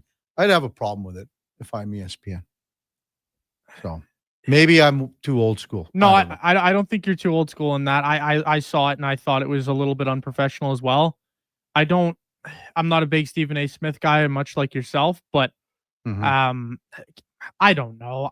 It's kind of the same as like you're not going to see Greg or anybody here in Edmonton going and sitting, as you mentioned, with Daryl Cates. You're not going to see you're going to have a conversation with him. You can interview him, but don't go sit in his box. But don't go sit in his box and don't be because then it can reflect bad, and then you're going to have maybe a bunch Stephen of A. is wondering. dropping the puck for the game in 2027 at AT&T. Maybe wouldn't that be something? Hasn't Stephen A. kind of badmouthed hockey before too? Stephen A. Smith doesn't know a lick about hockey. Why it's a joke, you guys. And then he tries to argue with PK Subban. Yeah, that's why it's a joke. When we come back, we've got a way better Smith. How's that sound? A way better Smith coming on. Jason Smith, you know him as Gator, head coach of the Edmonton Oil Kings. They're getting ready for, it's a big week. And then next week they're on the road. It's a tough trip, but it's a lot of fun for these kids. They go out. It's the BC division for the Oil Kings next year. That's coming up right after the break. Kevin Karius, Donnie P, Josh Fenwick on Sports 1440. Presented by Sports Select. We're also streaming on YouTube, X, Facebook, and Instagram. Sleep is for the off-season. What off-season? Sports 1440 is live, loud, and locked 24/7. Oilers, Elks, Riverhawks, Stingers, Oil Kings. We've got your fix. Edmonton's home for sports is Sports 1440. Increase your lean muscle mass and fight age-related energy decline with Regenerlife Creatine. This high-quality third-party tested supplement helps replenish your body's energy stores to support your resistance training. Find it at Vitality Health Foods, where customer appreciation is the first Tuesday and Wednesday of every month. Hey everybody, it's Jason Strudley. How would you like to join me and the superstars of hockey on an exotic holiday? Join us on a 7-night cruise through the Mexican Riviera, leaving from Los Angeles and including Cabo, Mazatlan, Puerto Vallarta, and more. While we relax and cruise the tropical waters, you can attend an intimate meet and greet with legends like Bill Ranford, Fernando Pisani, Kelly Buckberger, Ron Lowe, Gene Principe, Jack Michaels, Louis DeBrusque, and more. There's still time to get in on every hockey fan's dream cruise. Book now and save $500 per couple. The Edmonton Hockey Legends Cruise. Price started at just $23.99. Part of the proceeds support the Ben Stelter Foundation and Kids with Cancer. Visit cast.tours/Edmonton. Call 1-833-347-7678. Call now to book and save $500 per cabin when you mention promo code Stingray Radio. That's cast.tours, 1-833-347-7678. Game day sauce. Buddy, quit rolling up to the bar and looking like it's grade 9 grad and you're wearing your dad's old work suit. Do yourself a favor and call Game Day Suits. Game Day Suits is Alberta-based and makes fully customizable, made-to-order suits. Perfect for hockey teams, wedding parties, or even the office crew. Book your free consultation at GameDaySuits.ca. I'm rocking one right now. I look deadly. You know they can't see you, right? Okay, Mr. Announcer, you want to go, tough guy? Game Day Suits!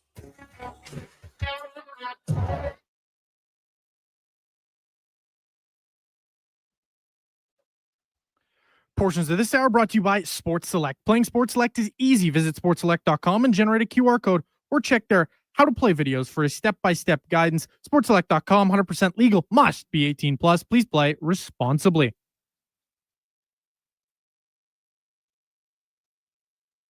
Just in time for the morning skate. This is the Kevin Karius Show on Sports 1440.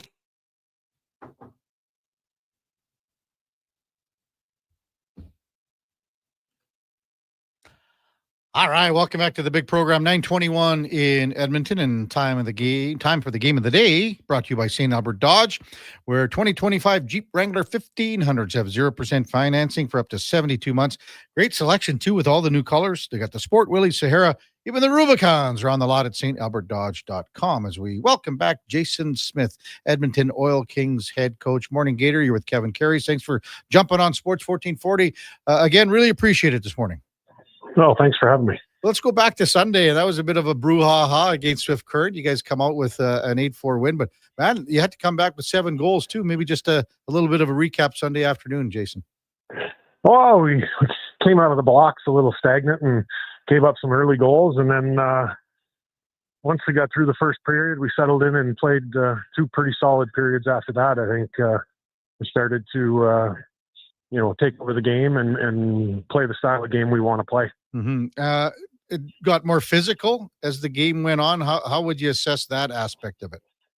Yeah, I mean, obviously the game gets on and you build momentum, and when the game changes, both teams, we tried to change the game when we were down by getting involved and getting the puck in the O-zone and getting it on the forecheck and being a physical. And then when, the game went the other way, they were trying to get back in the game and grind. I think that's the ebbs and flows of hockey. Your competitive spirit goes up on both sides when you're in a situation where you're behind. And it was good to see our guys push back and play, as hard as they did. Mm-hmm. Do you find, you've coached obviously before in junior, but even now, when a game can kind of get out of hand, are you finding it more in junior, just even watching that there has the potential for some more of the rougher stuff than maybe what we see in the NHL right now? I mean, I honestly don't know. I mean, I think it probably all depends on the people, the participants on the ice. I think, sometimes, youth and enthusiasm leads to emotional, crunch and leads to excitement. And, I think at the NHL level, there's still guys that are very competitive and hate being in a situation where their team is down or being pushed. I think, it all depends on the characters on the ice and the, the will and the battle to, compete. I think based on the competitive level, our guys were down after the first period because we were, not as sharp as we needed to be and didn't compete as hard as we need to be. And then, we got things going the right way. And that's a sign of a team that's growing and wanting to get better. Edmonton Oil Kings head coach Jason Smith with us on the Kevin Karius Show on Sports 1440. So you just said it there, grow and get better. You've played 18 games already, so a pretty good record leading the Eastern Conference. What are you learning about your team so far in the first, 18, 20 game segment of the season here? Well, I think, offensively, we've done a lot of real good things in our 5-on-5 play, and our power plays started to come around the last, bunch of games, creating opportunities and capitalizing. I think we've got a group that can score in bunches and get the puck to the net and is creative in the O-zone. And we're continuing to, work at our defensive game and our responsibility when it comes to doing the right thing with the puck, whether it's, at the O-zone red line or O-zone blue line or, in our zone, making the right decision, sometimes to just get the puck in to live another day or get the puck out at your blue line to live another day and, get fresh guys on the ice. And, that's a part of learning. And defensively, we want to continue to, up our compete level and our ability to kill plays in the D zone. What have you liked about your defense so far this year? And I think that some of the guys, even when you were, in BC coaching in Kelowna, did you have a defense this big, Gator? No. I had some bigger guys, but how big their group is and their mobility and, the ability to move the puck is one of the strengths of our team. If they can continue to defend and move the puck, we will spend limited amount of time in the D zone, which is, it's hard for teams to score when you don't spend a lot of time in the D zone. Yeah. We're going to have Vern Fiddler on later in the show. And Vern obviously pretty well, Jason, but just maybe touch on how his son Blake has been playing this year. You know what, Blake's, he's played well. He's competitive. He's working at, honing the offensive side of his games, but he's also, putting the time in and the work in to continue to learn to be a good defender and up his physical play. I think, every player, in junior hockey, especially guys that have been drafted are wanting to, learn the game, to take the steps to be able to, make the jump to the next level, in the future. And, Blake's competitive. He's very coachable. He's very mobile, and, he shoots the puck really well for D-man. Is he still kind of growing into his body here a bit more too? Yeah. I think you could probably say that about, 90% of the guys in the league. They're trying to, some of them have gone through growth spurts at a young age. Some of them have gone through a late growth spurt, and some of them are still growing, from the start of the season to the end of the season. I think that's a part of, learning to work with your body, and, the mechanical side of it in the gym, and, the skating side of it on the ice. And, it's basically a constant, regroup and readjust and make adjustments. And that's a part of, learning to, take the steps to be a player at the next level, is putting the time in and the work, and learning how to get the most out of your body. When you say that next level, Jason, we had Reese Peterson on our show about a month ago, just extremely well-spoken young man, as you would know, but undrafted. What would he have to do to get and take it to the next level?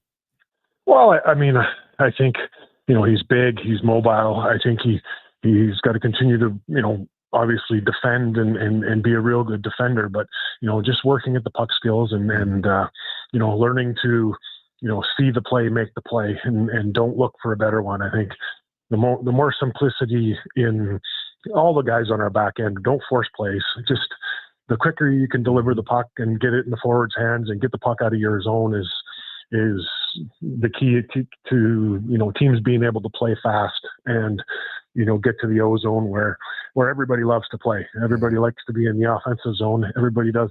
It's a lot easier to play in the offensive zone than it is defending and blocking shots and battling in the net front and battling in the corners. The O zone side of it is a lot more fun. Noah Teemu, this is another guy that's a big, young defenseman.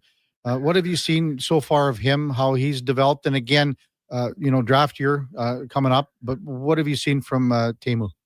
It's been great. Like he continues to work at his game. He's a big body. He loves the physical side of it.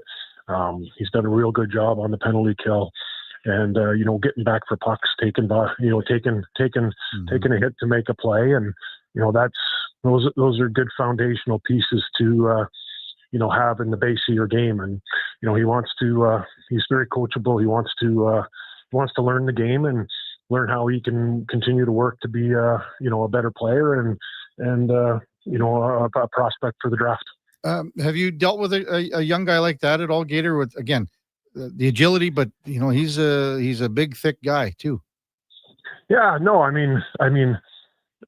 through the years, whether it was in junior or when I was in the American League, you see the big, big, talented, raw, type of guy that is a true prospect because of his size and his mobility, and he just needs to continue to, put the work in and continue to, push himself to, work at his skating, work at his puck play.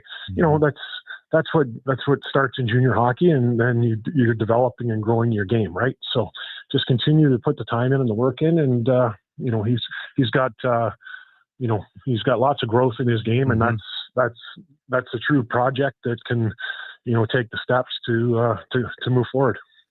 So you got Red Deer coming in here tomorrow. What do you make of that game against the Rebels here, Gator? Oh, they're a hardworking team. They're very competitive. They're going to try and play fast and get in the forecheck and bang bodies and compete. I think we need to be on our toes and not sitting back, and we got to be prepared to do the little things right from start to finish. Making good puck decisions, obviously shooting the puck and hitting the net, and then being willing to battle and defend hard in our zone and get the puck moving north as quick as possible. Before you get out to that BC road trip next week, you got Medicine Hat, but even go back to when you played in Regina. and think about how young you were and how much everyone looked forward to those long road trips. It's a grind. Everyone knows it is, but there's always that anticipation. Do you remember your first one or two that you went on in Regina? It was different because now you're just going against the division instead of making the whole swing. But what do you remember about those?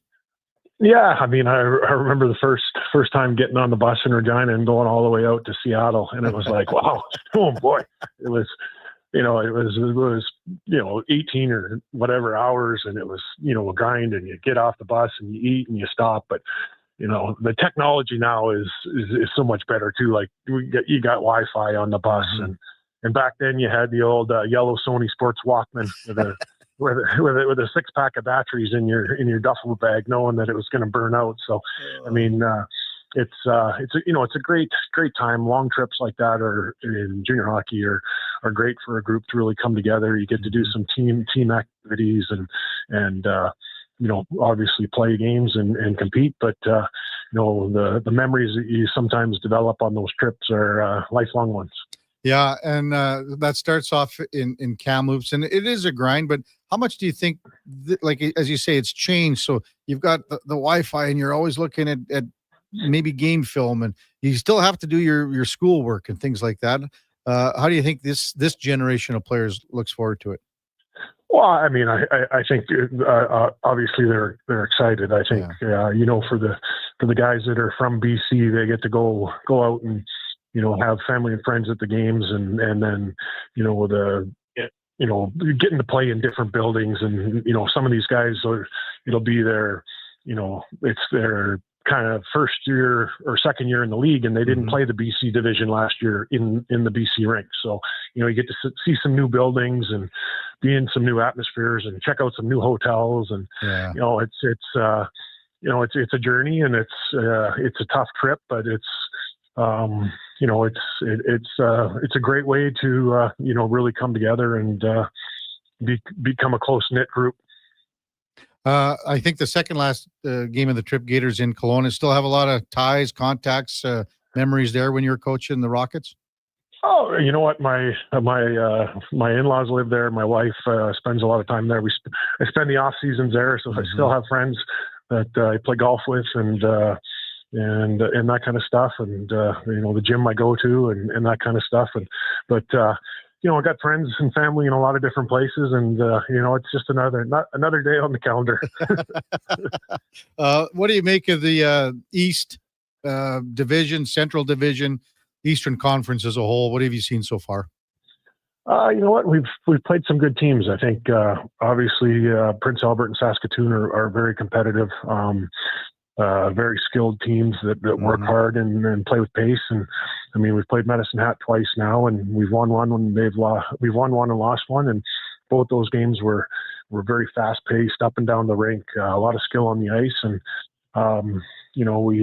I guess we played Lethbridge a couple times, and they're competitive and compete and battle. And Calgary's, they're a hardworking team that has depth, and we haven't done very well against them so far. So we need to make sure we're prepared to play whoever we're playing against. There's never an easy game. I can tell you that. Been around hockey long enough that you got to put your skates on just like they do, and you got to go out and play. And if you're not willing to put the work in, there's a good chance you're probably on the losing end of it. What was it, a couple of weeks ago? You went out to Prince Albert and Saskatoon. What were those two games like? They were both good hockey games. I mean, very competitive, fast-paced, physical, and I mean, both games could have went either way. I mean, they're good teams, and you got to be prepared to play against good teams, and especially teams that are competitive and can skate. You got to be prepared to play close games, and we're learning to do that, and we got to be a little bit better learning to play when we have a lead. You got to be able to close the door and not let teams back in the game. But that's a part of youth, and part of getting better and taking steps as a group. Hey, Jason, thanks so much for doing this. Really appreciate it. I know you move things around on your practice schedule and prep for this morning, getting ready for the game tomorrow. Good luck against the Rebels, and then on the weekend, and then next week on that long road trip. Thanks for coming on. For sure. Appreciate it. Take care. Thank you. That's Jason Smith, head coach of the Edmonton Oil Kings. And again, It is tight. I mean, there are some. The teams that when you look at it in the East Division, the Raiders haven't lost in regulation yet. They've, the Oil Kings beat them in overtime on that trip. Oil Kings then lost to the Blades. Oil Kings and the Blades have played the most games out east, 18 games. That's 5 more than the PA Raiders right now. That's crazy to think that the balance of schedule is so different early on, but those games will be made up by teams like the Raiders. That was the game of the day, brought to you by St. Albert Dodge, where 2025 Jeep Wrangler 1500s, 0% financing for up to 72 months.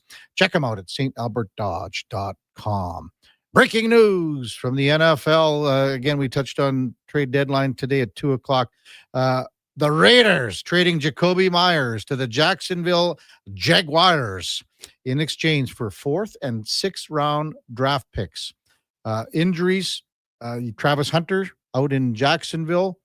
Brian Thomas Jr., he went down the last game when they played the Raiders. Looks like a high ankle sprain for him. We don't know if he will be out of the lineup this week. But hey, they just played each other. Now, Jacoby Myers on his way to Jacksonville, and we'll see how that trade shakes down. The Raiders said they were not going to be sellers here, but and they almost won that game. They were, they're as close to winning that game on Sunday as you can get, trying for a 2-point convert and didn't get it. When we come back, I haven't even looked. Is the list out, Donnie P? Is in or out or in? It is in. It's in your inbox. Well, let me just check on that. Is there anything to do with the NFL trade deadline? There is one, yes. Wow. And it is to do with certain someone's Cincinnati Bengals. Before we go to break, I have to mention how about this? So Gregor ended up, remember we talked about Gregor playing because he had the kicker. What's his name? Yeah. Ryland or Yeah. Riley or something? Ryland? Yeah, the Arizona guy. Yeah. And the dummy down in Calgary that's in our draft, Bosch, he had Pickens. Pickens picks up 13.9 points. Ryland got 9. Gregor wins by 0.3 of a point. 114.95 to 114.65. Wow. That's a tough one. Wow. I thought my loss last night was bad. Well, how close was that one? My dynasty league, I lost by 0.54 or something like that with Trey McBride. I literally needed one more catch from Trey McBride and I would have won it, but that's really bad. Yeah. Like doesn't get me closer than that. Oh, yeah. And that's the difference between like Gregor's close, like he's right on the playoff cut line. He loses that one, he's probably thinking of dumping. I'm not kidding. Like he's got some good players. He had the 2nd overall pick, so you got Bijan Robinson. So he's probably thinking about, well, what am I doing here? So when we come back, we're going in or out with Donnie P. It's the Kevin Karius Show on Sports 1440, presented by Sports Select. We're streaming on YouTube, X, Facebook, and Instagram. Hi, Mike here from Northgate Chevrolet Buick GMC. It's not lost on me that this radio ad competes with a lot of other dealerships on the air. So what sets us apart? Honesty. At Northgate, we believe in giving you the very best price we can with the most value possible. We aren't giving away free trips or paying off your credit cards, but it is my promise you will get exactly what you paid for every time.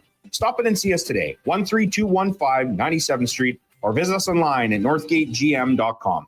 Increase your lean muscle mass and fight age-related energy decline with Regenerlife Creatine. This high-quality third-party tested supplement helps replenish your body's energy stores to support your resistance training. Find it at Vitality Health Foods, where customer appreciation is the first Tuesday and Wednesday of every month.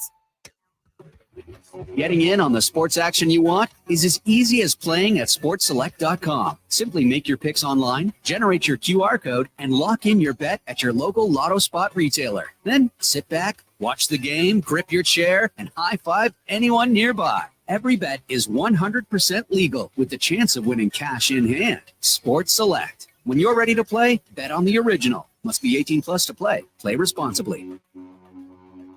Weekly NFL giveaways, great specials, huge screen TVs, The hits keep coming at First Round, Edmonton's NFL headquarters. Watch NFL football at First Round, and you could win a trip to your favorite NFL city for a regular season game next season. Catch NFL action Thursday nights, all day Sunday, starting with the Pro Bowl brunch from 10:30 to 2. Then Monday night, with half-price boneless wings after 6 p.m. First Round, burgers, beer, sports. Downtown and Bourbon Street, West Edmonton Mall.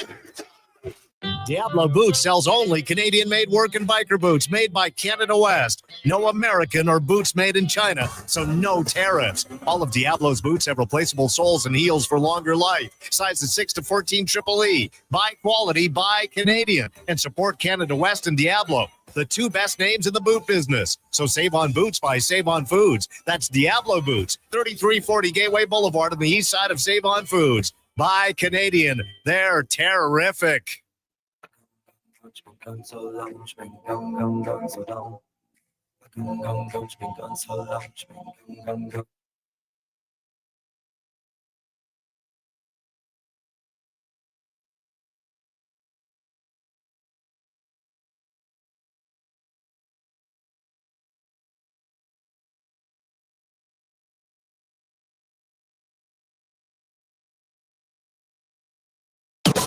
The Kevin Karius Show, breaking down Edmonton's favorite teams, even though his favorite Junior A hockey team is the Yorkton Terriers. Thanks for checking in with Sports 1440.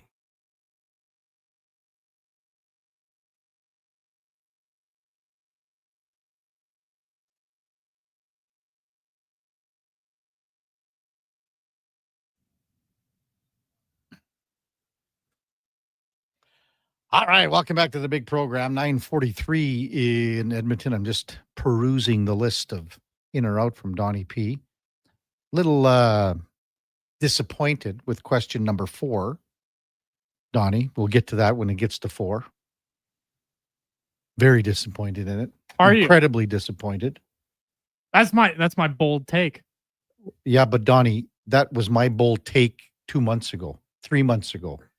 It was my bold take 3 months ago. Hey, you know what? I just looking around the league. I'll just say Never mind. That was my It's bold shocking. take 3 months ago. 2 months ago, at least. I might also add I haven't been on your show in 2 months. So this is my time to voice said bold take. But this has been out there, Don. This is worldwide already. This has been known. This is common knowledge. Is it? Yes, except in Donnie's world. All right, time now for Are You In or Out? Okay, you know what? Moving too fast. Bottom line, are you in or are you out? In or out of what? No time for questions, just action. In or out. Well, then I'm out. I'm sorry, Jet. Actually, you're already in. Are you in or are you out? On Sports 1440. I thought you would go, I'm in, Bob. We would have had a really cool moment, but you kind of ruined the whole thing. All right, Donnie Letterbuck. All right, now, accountability that they've been preaching and bench Evan Bouchard. Oh, well, I mean, we've been talking about this ad nauseum for not just this year, for a long time. I think I said last week on Friday that they should have benched him for the overtime against the Rangers. Was that correct? I think that's the day because, I mean, he had a rough game already. Nurse had a good game. Nurse, Connor, Leon have played overtime together many times. That was the perfect opportunity. So I'm going to be in. I just don't know if it's ever going to happen. Like what does he have to do for it to happen? And I don't, Donnie, I'm not saying it should, like he's not going to the press box. No, can't. He's not going to the press box. But for 3-4 shifts, how about, you know what? It's sometimes statement things like it's a power play. Sorry, Bush, we're not throwing you out. It could be anything as simple as that. And to be honest with you, what is he it's not like he's done poorly on the power play, but what it does is send a message. That's the message there. So I guess to your question, I would be in. I'd like to, I'll believe it when I see it, I guess. I couldn't agree more. Like the power play is a perfect way to send a message.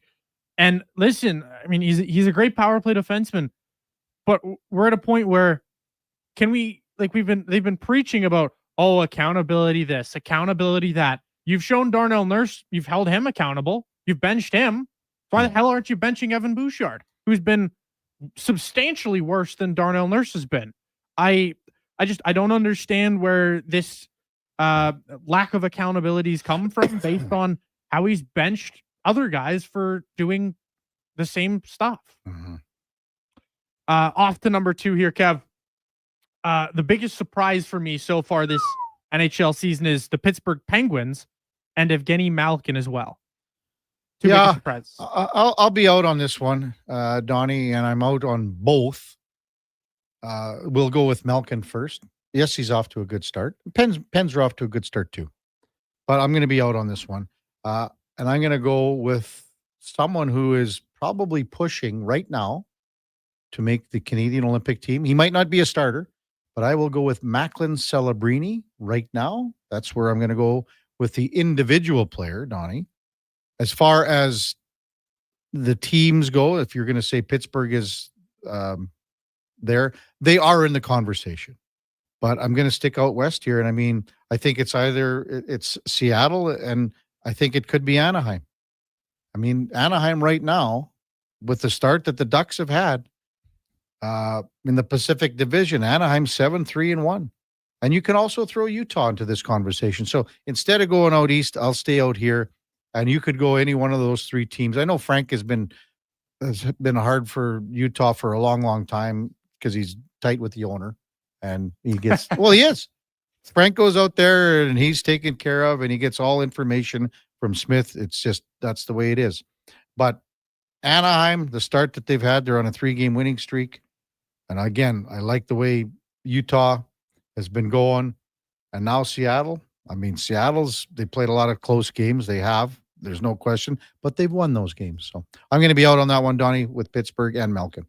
I expected Utah to be good. Personally, I picked them to make the playoffs before the season's start. And I look back to that win total for the Penguins to start the season. Like, they were expected to be in the bottom 5 of the NHL. They were expected to be horrific. And instead you've seen them in the second in their division in the Metro. And they have been simply shocking to me. I didn't think the Ducks would be terrible, but I didn't think they'd be this good. The Kraken, I didn't think they'd be terrible, but again, they're surprising. But for me, the Pittsburgh Penguins, nobody saw this coming, and I don't think even the biggest Penguins fanboy could have told you. As for Evgeny Malkin hasn't been above a point per game player in 3 years. Yeah, I think Celebrini for me is he's higher in the list than Malkin for me. So I looking this morning and even looking over the last couple of days and seeing Evgeny Malkin currently holding up a tie for second in NHL scoring. Exactly. Oh my God. Macklin Celebrini, great shout too. But I thought there was a better chance that Celebrini would be up here than Malkin. I thought he was going to continue to regress back to, the way he's been showing he was the last couple of years. Off to number 3. I'm going to say that, sorry, Josh, the Cincinnati Bengals will once again overplay their hand and will be unable to trade Trey Hendrickson. Why don't you answer this one, Josh? Why don't you answer this one to start? I'm in. You're in? They overplay their hand? He's injured right now. He's been injured. I think it's just more likely we get I'm not part of the team. The Bengals get absolutely nothing for Trey Hendrickson. And he leaves in free agency and signs a nice big contract that he should have with the Cincinnati Bengals. But alas, here we are. And we've traded away the top tackler from the last 5 seasons. So that's pretty cool also. Yeah. Sure. Might as well. I mean, you're the Bengals guy or the Bungles guy. It's insane to see what's happened the last 2 games. I mean, it's cost me. Well, it didn't cost me last week because I had Chicago, but it shouldn't have been that way. Well, it shouldn't have got to where the Bengals were in position to win, first of all. And then once they were in position to win, there's no way they should have lost that game. And that's that simple. the most points scored since week 6. The Bengals at the top of the list. 131 points they have scored. Their record is 1-3. I thought the best line that I've seen maybe on the text line, and I have to make sure that this is where it was. I can't find it now, but so with the trade with Logan Wilson, someone sent in a text saying, this is perfect for this guy. You know, he goes from one defense that has no sniff to another defense that has no sniff. It should be a seamless transition for him. Yeah, I think I saw somebody say he's going from one defense that doesn't have a playbook to another one that doesn't have a playbook. Maybe, yeah. Like I don't understand. Their ask is a first round pick right now, still, Josh, right? Oh, for Trey probably, Hendrickson? yeah. And this just smells of a team that is going to once again overplay their hand like they have, the last 2 years with Trey Hendrickson? And they're now going to lose him in free agency for absolutely nothing. They are just a horribly run organization, and horrible. I wouldn't be surprised to see him as one of the, them be one of the big fails of this trade deadline in the NFL. This is like the Jonathan Taylor thing from last year. Or 2 years ago, was it? Yeah, they didn't want to sign him, and he was like, all right, well, let me go find a trade. And they're like, oh, well, we're not trading you for anything less than a first round pick. The Bengals refused to trade Trey Hendrickson, and they're like, oh, but we're only giving him away for a first round pick. They're like, well, then why didn't you pay him? It's like, well, he's not worth being paid. Then how can he be worth a first round pick? Man, they don't make any sense whatsoever to anybody, I feel like, in the grand scheme of football. But off to number 4 with all the parity currently in the NHL. I'm saying the biggest surprise of this season will be the Florida Panthers missing the playoffs. Okay, Donnie, you got to pay attention because there's a quiz later. Okay. About 2 months ago, am I correct here? You're correct. Yes. I was in studios. I was working for this show already when you said they're and people called me a laughing stock. Did they not? They did so. Yeah. No, the Florida Panthers know how to win. They know this. They are a team. They play this way. They play hard. Okay. If this were to come to fruition, this would be one of the all-time bold statements. And I threw it out there as a bold statement 2 months ago. But I just said again, you got a goaltender in Bobrovsky that's 37, a lot of miles. You got a team that's gone to 3 Stanley Cup finals, won 2 of them, a lot of miles. You signed aging older players in Marchand. Ekblad's getting older and older, a lot of miles. Then you tack on the 2 injuries. Okay. And actually, this was before Barkov that I said it, Donnie. Kachuk was always up in the air. So I said this before Barkov. That's how my stance. It's been like that. I think they're a win away from being in first place in the division or something like that. That's how close it is. So I'll still stay with that. They're not quite that close. What but are 3 points out of? No, they're 5 points back Of first place in the division? First place in the division. Okay. Yeah. Whatever. I mean, everything. Or a wild card. What are they at a wild card? They're probably a win out of a wild card? Yeah, they're a win out of a wild card. Like, everything is just so close in that East right now. I think you're going to see a couple pretty damn good teams missing the playoffs. Mm-hmm. I just, I thought they would struggle out of the gate, but they have been a lot worse than I even thought they could have been. Now that doesn't feel like a safe prediction, but even at this point, I feel like if you're going to look at the rest of these teams, like Tampa's come alive over the last couple of weeks. They've won 5 in a row. The Leafs, I mean, they get a massive win against Pittsburgh last night. They're scaring me. Yeah. MTR. Kevin had this take in August, Donnie. Hey, you know what?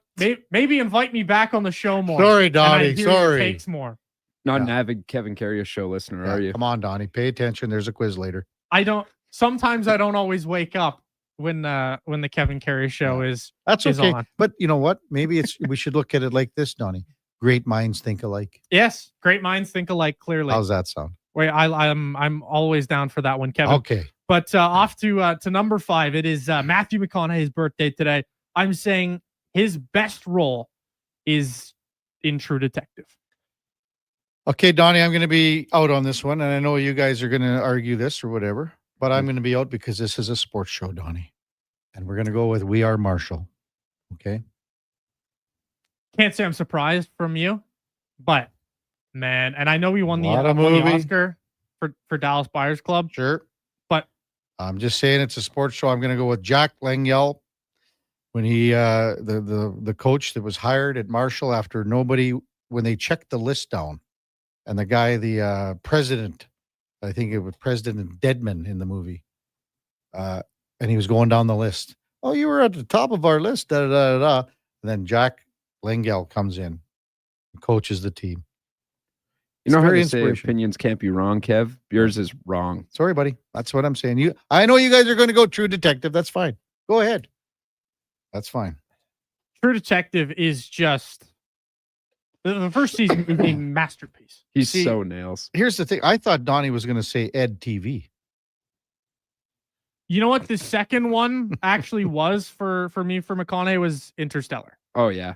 This is you're spitting fire. Donnie's right now, on Donnie. fire.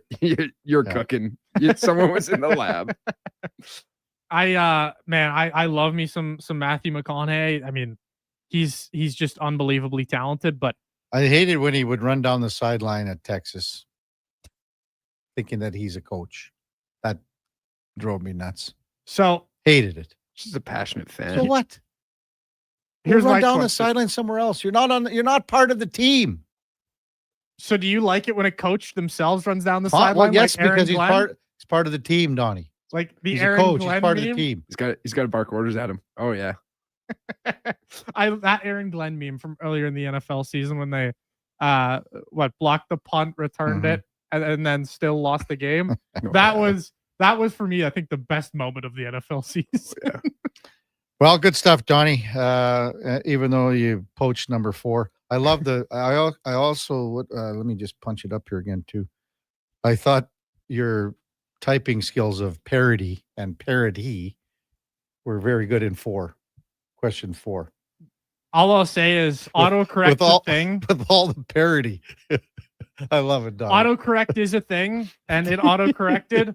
And to be honest, I didn't bother changing it because I thought you would understand the point. I did understand, but I look parody. Okay, what's this parody going on? Good stuff, Donnie. You know I like just busting your balls. Oh, I know. Top of the hour, we got Liam Harobin from Oilers Nation checking in. Also, Vern Fiddler coming up at 10:20. Before that time now for a Sports 1440 update brought to you by AWS Welding Supplies in Nisku. Product sales, servicing, calibrating, free same-day delivery of in-stock items to Leduc, Nisku, South Edmonton. It's your one-stop for all things welding. AWSwelding.ca. Here is Donnie P. This is the Sports 1440 update.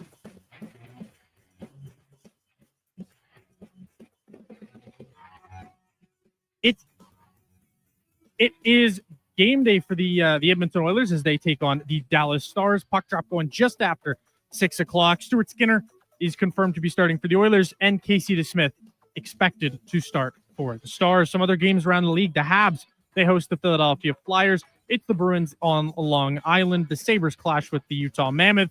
The Avs host the Lightning. The Red Wings are in Vegas. And the aforementioned Florida Panthers clash with the Anaheim Ducks. NFL trade deadline news. Jacoby Myers, he is now a Jacksonville Jaguar for a 4th-round pick as well as a 6th. And that's the only real trade of the day yet so far. The Toronto Raptors, they're in action at 5:30 against the Milwaukee Bucks. First tip. And then you've got the New Orleans Pelicans. You've got the Charlotte Hornets. And the Atlanta Hawks take on the Magic. Coming up right after the break, we've got Liam Harobin from Oilers Nation. I'm Donovan Paulson. That's your Sports 1440 update.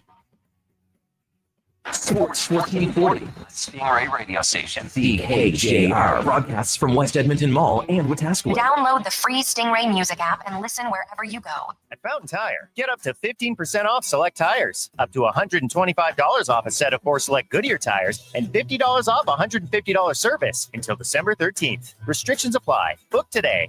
Fountain Tire. We're on this road together, Canada. Top quality flooring, locally owned, and Canadian products from Beaulieu. Yeah, that's CFI. CFI what? No, CFI, Custom Floors Inc. From free estimate to professional installation, contact Custom Floors Inc. at customfloorsinc.ca. Increase your lean muscle mass and fight age-related energy decline with Life Creatine. This high-quality third-party tested supplement helps replenish your body's energy stores to support your resistance training. Find it at Vitality Health Foods, where customer appreciation is the first Tuesday and Wednesday of every month.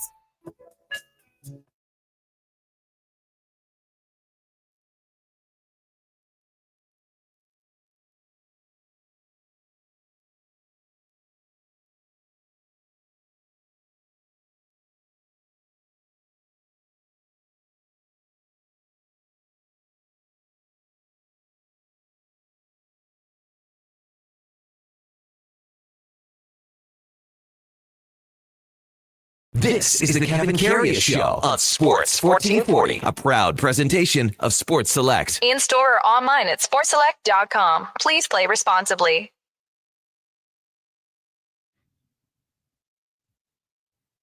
Let's say, Brandy.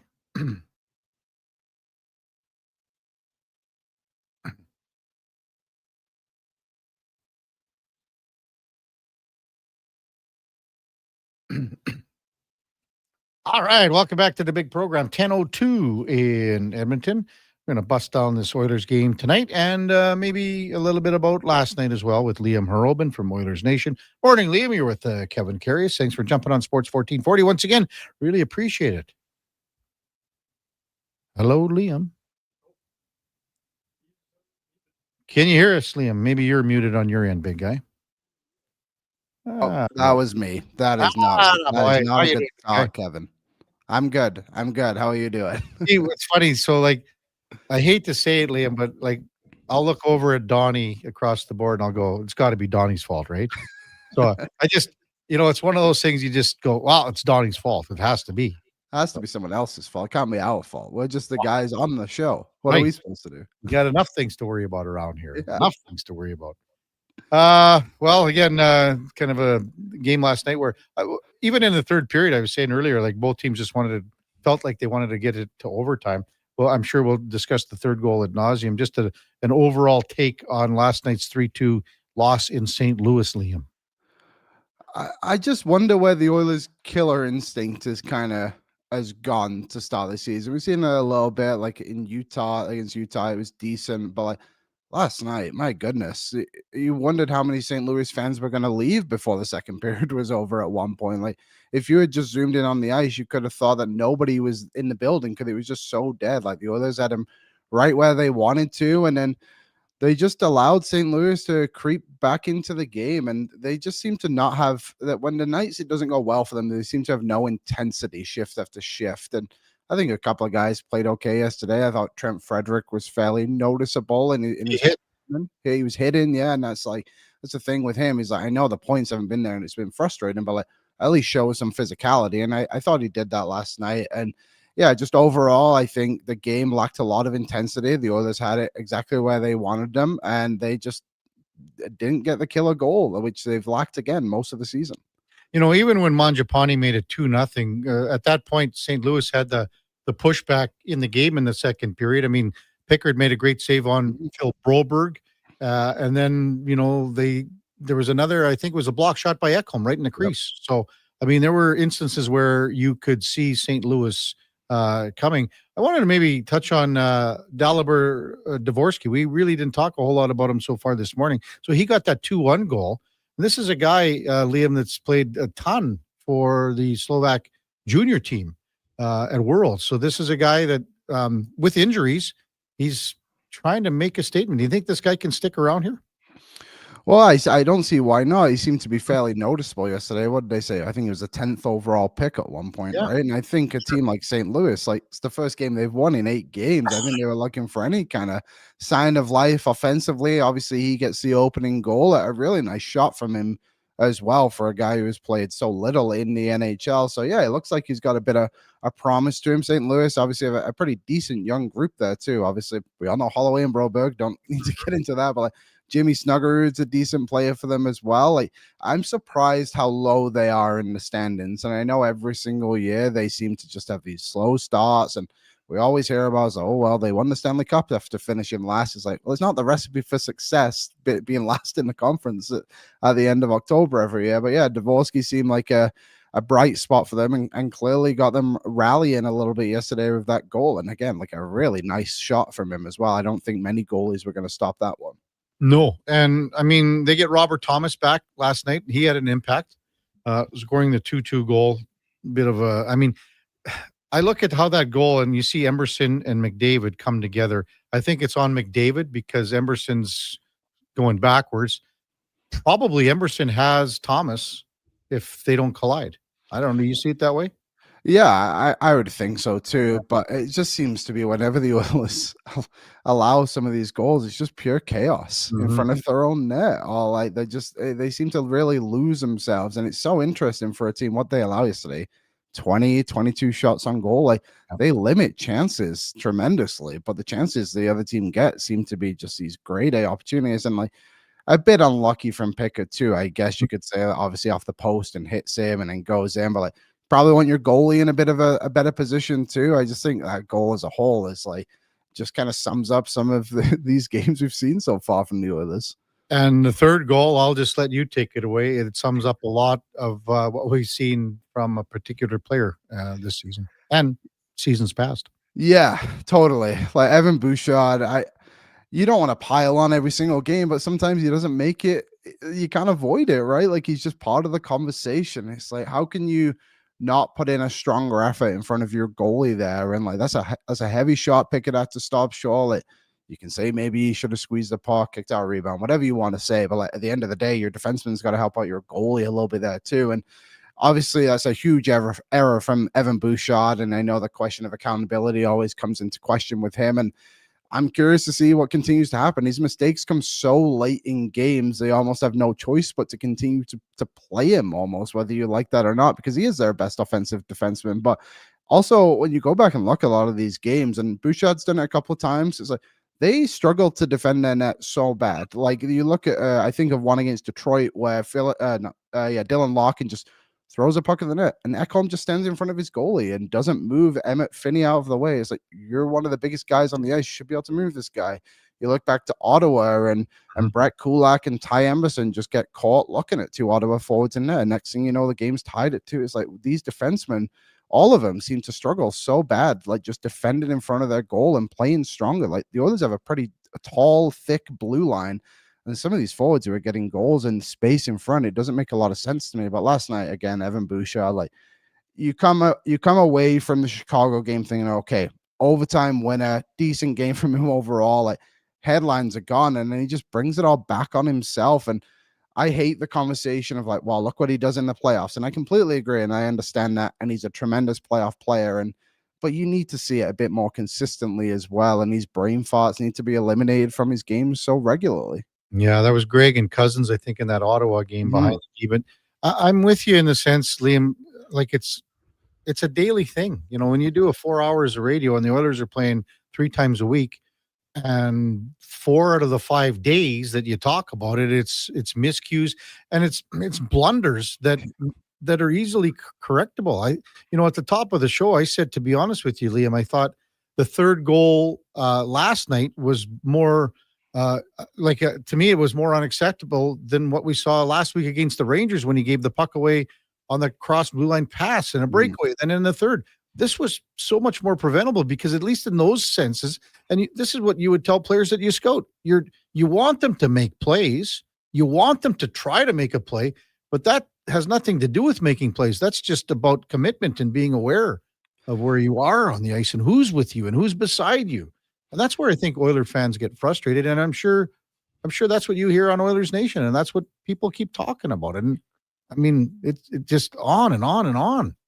Yeah, and people get frustrated, and I get it when we talk about, like you said, the mistakes Bouchard makes when he's making a pass or trying to get out the boards, whatever he's doing. Is like he's making a play, like trying to make a play at least, and you can't eliminate that idea from his game because that's just who he is. Like he needs to make those plays, but like you said, like it's hockey basics. There's a guy in front of your net. You're the defenseman. Honestly, take the penalty. And yeah, well, he backed out. He backed away and flinched on the shot. So we might have lost Liam, I think. Did we lose? Yeah. that. It's like you need to see a stronger effort from him in front of those players, because again, like it's different kind of play. But like last season, Vasily Podkolzin, how long did it take him to find any kind of offense? But every single night, you knew the effort you were getting from Podkolzin. Physically, you knew he was going to go get pucks, and you knew he was going to be engaged every single shift. And I know it's a defenseman versus a forward, but like still, like Bouchard, like I think if fans had actually seen you trying to like wrestle that guy out of the crease and put a bit more effort in, they could show a bit more sympathy. And maybe if there wasn't a huge blunder 2 games before that, it might also help him. But I agree, like having to play, doing plays and making errors on that side is one thing, but like effort, that you have to show effort. I think fans would have been happy with the 2-minute cross-checking penalty. Yeah. You know, I think they would have. Even though having said that, I mean, the Oilers are a point out of first in the Pacific. There are 6 teams within 2 points of first place. Oilers have played more games. Vancouver the same. But I mean, this is no one's saying, we're going to kind of run away with things here. No, and that's why I don't really get too worried about these early season games. I mean, what are we? November 3rd was yesterday, their game, and they're going to make errors, but we all know this team's good at the end of the day. We all know where they're going to end up when the 82 games is up. We know they're a playoff team. We do want to see more consistency, of course, and it's incredibly frustrating. But like for people who are like overly worried about this, like, I wouldn't be too concerned. Like again, it's basically the same core. They're actually having a better start statistically than they've had in the past few years. You just want to see more consistency from them. And like last night, the big guys didn't have any shots on goal. Like no shots from McDavid, no shots from Draisaitl. Nugent Hopkins had 0. All 3 of them are having good starts to the season, of course, but you need those guys to step up in those moments as well. And again, Bouchard show a bit of effort defensively would be nice. What do you make, Liam, of tonight's game off to Dallas? So it's great that they're going back to back. They get right back on the saddle, in the saddle again. Dallas beat them 2 out of 3 regular season games. We know what happened in the playoffs. I don't think they'll have, I think it's probably 50-50 on Jake Ottinger. Really, from what we're hearing this morning, his wife had a baby yesterday or the day before. Rupe Hintz is out of the lineup for the Stars, but just a thought on tonight's game, what your expectations are in Big D here. Well, my expectations are honestly fairly similar defensively to what they saw yesterday, in the sense of like they've done a good job of eliminating shots throughout and suppressing offense. So I think that's something that the Oilers should be able to continue tonight. And Dallas, it's a tough place to go and play. We went there a couple of years ago when they were in the Western Conference Finals against them the first time in this back-to-backs, and it's a good building. Those fans really get behind the team. But if you end up playing Casey DeSmith, then you should win this hockey game. Like the Oilers haven't played a backup very much this season. I think off the top of my head, like Jake Allen might be the only real backup they've played, and that was due to circumstance of Markstrom was injured. And it's a big opportunity. And the thing with the Oilers is they're so inconsistent that one night that they might look terrible yesterday, but they might look great today. And the season's back on track. And that's just, I don't really know fully what they'll be, but they should show a bit more spark from those big guys. Like I wouldn't be surprised if Leon Draisaitl has himself a decent night tonight. Yeah, I'm kind of thinking, I'm looking just to the backups, and that kind of triggered something for me. I think on Long Island, you can actually look. Oh, yeah. You're probably saying Dobish is the number 1 guy in Montreal to Sam Montemo now, but it just still doesn't matter who's in there. You got to generate more. And how about the power plays? I think we're looking at 2 of the top power play units in the league tonight, so this could be a factor in this one. Yeah, definitely. And I mean, for the Oilers, you're going up against Glenn Gulletson, who was your power play coach for so long. So you kind of want to show what you've been able to progress without him. I really like the addition of Jack Roslovic on the power play. Obviously, a couple games now as a goal in back-to-back. And David Tomasek, for me, I think was just put in a situation where he wasn't able to succeed. Like, you're bringing a guy over from Europe who's a 29-year-old rookie and asking him to play with some of the best players in the world and do a job. And he did have some good plays, don't get me wrong, especially the first couple of games at home. But Jack Roslovic's a good player. He's been around the league for a while now. He's scored 20 goals a few times. Like, I think they needed that spark on there. So I was looking too. I think that the Stars penalty kill is pretty bad at 72%, and the Oilers is around, what was it, 80%? 78, I think, yeah. 78, okay. So, yeah, the special teams could really be the difference in this game tonight. So it should be an exciting one when these 2 teams collide. It's always a pretty decent matchup. Good stuff, Liam. Thanks for hopping on. Really appreciate it. Enjoy the game tonight. We'll talk soon. Yep. See you, Kevin. That's Liam Hurlbin from Oilers Nation. And when we come back, we'll talk a little bit about the Stars, but we've got a whole lot to talk about with Vernon Fiddler, Edmontonian. Man, the guy had a wonderful career in the NHL. Now his son Blake here with the Edmonton Oil Kings. It's got to be just a massive thrill for Vern to have his son play in the hometown that he grew up in. So that's coming up right after the break. Vern Fiddler will check in. It's the Kevin Karius Show with Donovan Paulson, and we got Josh Fenwick as well. We're presented by Sports Select, and we're also streaming on YouTube, X, Facebook, and Instagram. I'm getting McDonald's. You want anything? Oh, yeah. I'll get I've got to get 2 cheeseburgers, medium fries, and a medium fountain drink for $9.99. Hey, maybe I'll eat 1 cheeseburger right away and save one for later. Maybe I'll stack them and eat them both at once. Options. Oh, delicious, delicious options. So 2 cheeseburgers, fries, and drink? How'd you know? You were thinking out loud again. Get yourself a 2 cheeseburger meal for just $9.99 plus tax for a limited time only at participating McDonald's restaurants. Sleep is for the off-season. What off-season? Sports 1440 is live, loud, and locked 24/7. Oilers, Elks, Riverhawks, Stingers, Oil Kings. We've got your picks. Edmonton's home for sports is Sports 1440. Are you looking for safe and professional transportation solutions for your group events and sports teams? Look no further than Silent Rides, Alberta's premier charter bus company. Whether your group is big or small, Silent Rides has you covered. We offer state-of-the-art motor coaches, first-class service, and affordable rates. Get your quote today. For more information and to request a quote, contact sales at 877-748-0991 or visit silentrides.ca. Legacy Heating and Cooling jingle auditions, take 1 for Gene Principe. Are you ready, Gene? Ready. I'm not just here to make a thermo a couple of bucks. I'd never just microphone it in. Take 1. Call Legacy. Call Legacy. Nice. Boom. I'm a musical genius. Legacy's going to love this for furnace season. What's not to love with no interest and no Principe payments for 1 year? Are you always like this? Yep. Unlike a furnace, I have no filter. Legacy Heating and Cooling. You matter. Your mental health matters, and you're braver than you think. Not Alone is an organization focused on creating a space of acceptance and support through tough, meaningful conversation. My name is Tyler Smith, and you are never alone. NotAloneCo.com. It's okay to not be okay.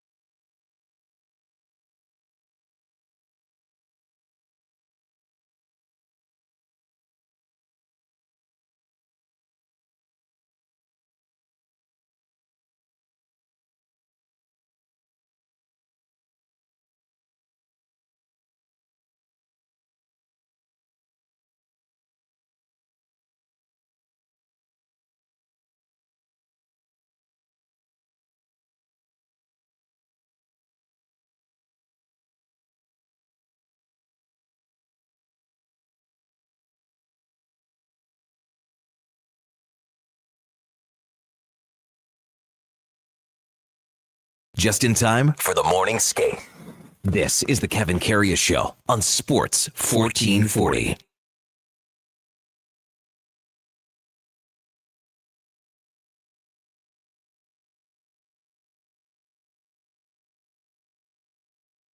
All right, welcome back to the big program. Coming up to 10:20 in Edmonton. Donnie P's just in the process of getting a hold of old Vern Fiddler, and hopefully we get checked in with Vern right away. But the Kevin Karius Show is presented by Sports Select. We talked about the QR codes, and it's simple to do that. You just go on sportselect.com. It's a step-by-step guidance. But there's also the paper selection slips. I think everyone's familiar with those. You just make them on the paper, give them to the lotto spot retailers, and they put them in, they spit them out. It's 100% legal. You got to be 18 plus. Please play responsibly. Vern Fiddler, it's funny that we had, do we have Vern yet, Donnie? Okay, he's just trying to line up Vern. It's funny that we had Jason Smith on, Gator, who coached in Kelowna for 3 years. But Vern Fiddler, that's where he started his Western Hockey League career, coming out of Edmonton. I think Vern's good to go. Just give him a call. that's where he started his WHL career in Kelowna, and also played in Medicine Hat as well. And then there was I think a trade between the two, Rockets and Tigers. Then, man, a wonderful NHL career when you think about it. 877 games and great 3 and 4, third and fourth liner that contributed for sure. We got him, Donnie P. Perfect. Hey, let's welcome in Vern Fiddler to the show. Hey, morning, Vern. You're with Kevin Karius. Thanks for jumping on Sports 1440 this morning. Really appreciate it. Oh, my pleasure, Kevin. Good to talk to you again. It's been a while. Hey, we were getting crossed up on the text. I thought maybe I was flying down to come to the game tonight in Dallas or what? Oh, I know. I got a couple people that are coming in, and it's a contact from another guy. So like I was like, I looked at it quick. I'm like, oh, I forgot to send his ticket. And I'm like, oh, this is sounding good for me. I can just hop on down. I can maybe fly back on the Oilers charter. Why not? Yeah. Huh? Why not? Yeah, exactly. So how are things going down there for you? I mean, it's got to be tough with your son Blake up here, and you're down there. So just maybe touch on that. Just being a dad and having your son so far away playing junior here.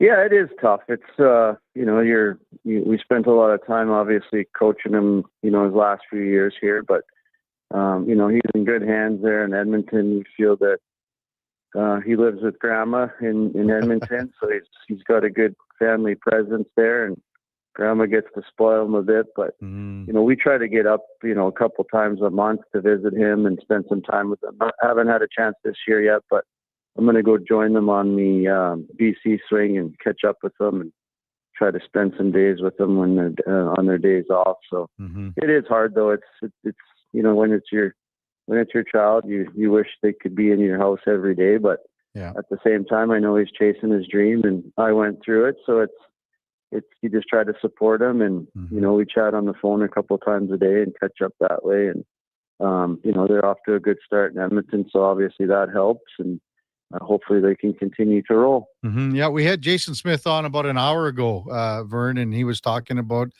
Blake and everything, and just to maybe touch on what you were discussing there, to have your son at grandma's, that's got to be so comforting because now and the billets are great, but I guess when it's someone so close, it makes it all the much more comforting in that sense. Yeah, it really is. It gives us a peace of mind, and him going up there at 16, and it's not just down the road. It's a couple flights to get there, 4,000 miles. So that gave us a huge peace of mind that when he needed a hug, grandma was there to give him a hug or a good meal, and just take his mind away from the game, because the first couple years, there's your 16-year-old year, it's the first taste of living away from home and playing junior hockey, and then the following years your draft year. So there's tons of pressure that comes along with that. So it's great to have family around. My sister and brother are there also, so he's got cousins, and my nieces are there around to go to the games and hang out with him at the house when he needs to get his mind away from hockey. So that it's just been a great fit for everything all around. The organization is nothing but first class, the way they operate, and then living with grandma and having his cousins and uncles and aunts around. It's definitely is a great fit for everybody. Yeah, so cool. Vern Fiddler with us on the Kevin Karius Show on Sports 1440. As I was just saying, we had Gator Jason Smith on, and we were talking about the upcoming trip that they're going to be going on, and you were mentioning you're going to be joining the team out there, and you played against Gator a long time in the league, and he coached in Kelowna. That's where you started your career, but maybe and I forgot, and maybe I didn't even know that your first coach out there was Peter Anholt, and you also were with Rick Carrier in Medicine Hat, Vern. Maybe just touch on some of the guys that helped get to you where you wanted to get to at the pro level. Yeah, it was my first stint my first rookie year was under Peter Anholt. He was the coach, and just an awesome person, and a guy that you really gravitated towards, just somebody that his door was always open. He was willing to treat you just like one of his own, and help you through the ups and downs, but also a coach that was really hard on us to push us to be our best and get better every day. I have lots of great memories of Pete, and keep in touch with him to this day. Every time I get to Lethbridge, I go and have a coffee with him, a cold beer, and catch up on old times. And we laugh a lot about, a young kid coming in there, and now 30 some years later, we're still keeping in touch. But he had a huge influence on my first year in Kelowna, and just very honest with you of what he thought you could bring and where you could get to. And he was always a big believer in me. So I'm always forever grateful for him to give me the opportunity to play in Kelowna and help me with my homework and make sure I was going to school, and even bench me one time for not having my marks to where I was. But not only on the ice, but off the ice, he really taught me what it was going to take to be successful in junior. And, it's cool to see his son now taking over a coaching role. And Maddie, he's a great young guy. We used to tape him to the little post in the middle of our dressing room when he was a young guy. And now he's coaching in the Dub, and just a great family, and just someone you always want to be around. He's always good laughs, and I always will be grateful for Peter and the time I had. And then in Medicine Hat with Rick Carrier, another outstanding human.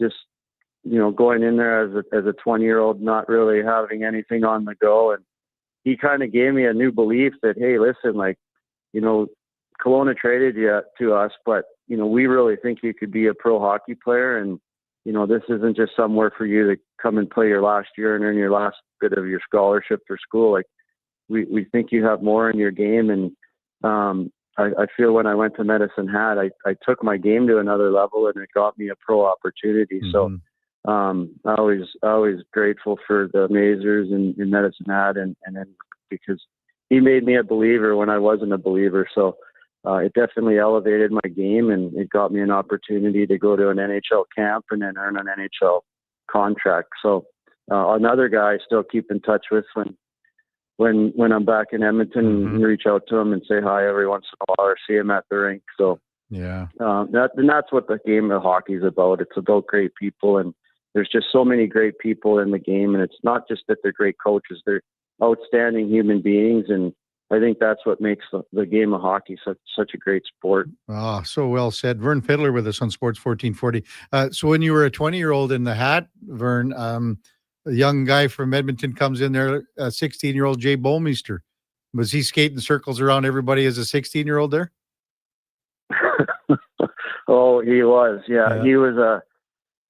He was just an outstanding young player. I remember just he could carry that puck up the ice, and his demeanor, he just had ice in his veins. And it's funny because his dad, Dan, was my math teacher in elementary and in middle school. So he was also a guy that was very influential and helped us with hockey at the outdoor rinks, and making sure our marks were where they needed to be. And but yeah, Jay's was an outstanding player, and a guy that I got to follow after I left there too, to watch his career and a successful career, over 1,000 NHL games. So another Mill Woods boy that got out of the hood and made a name for himself.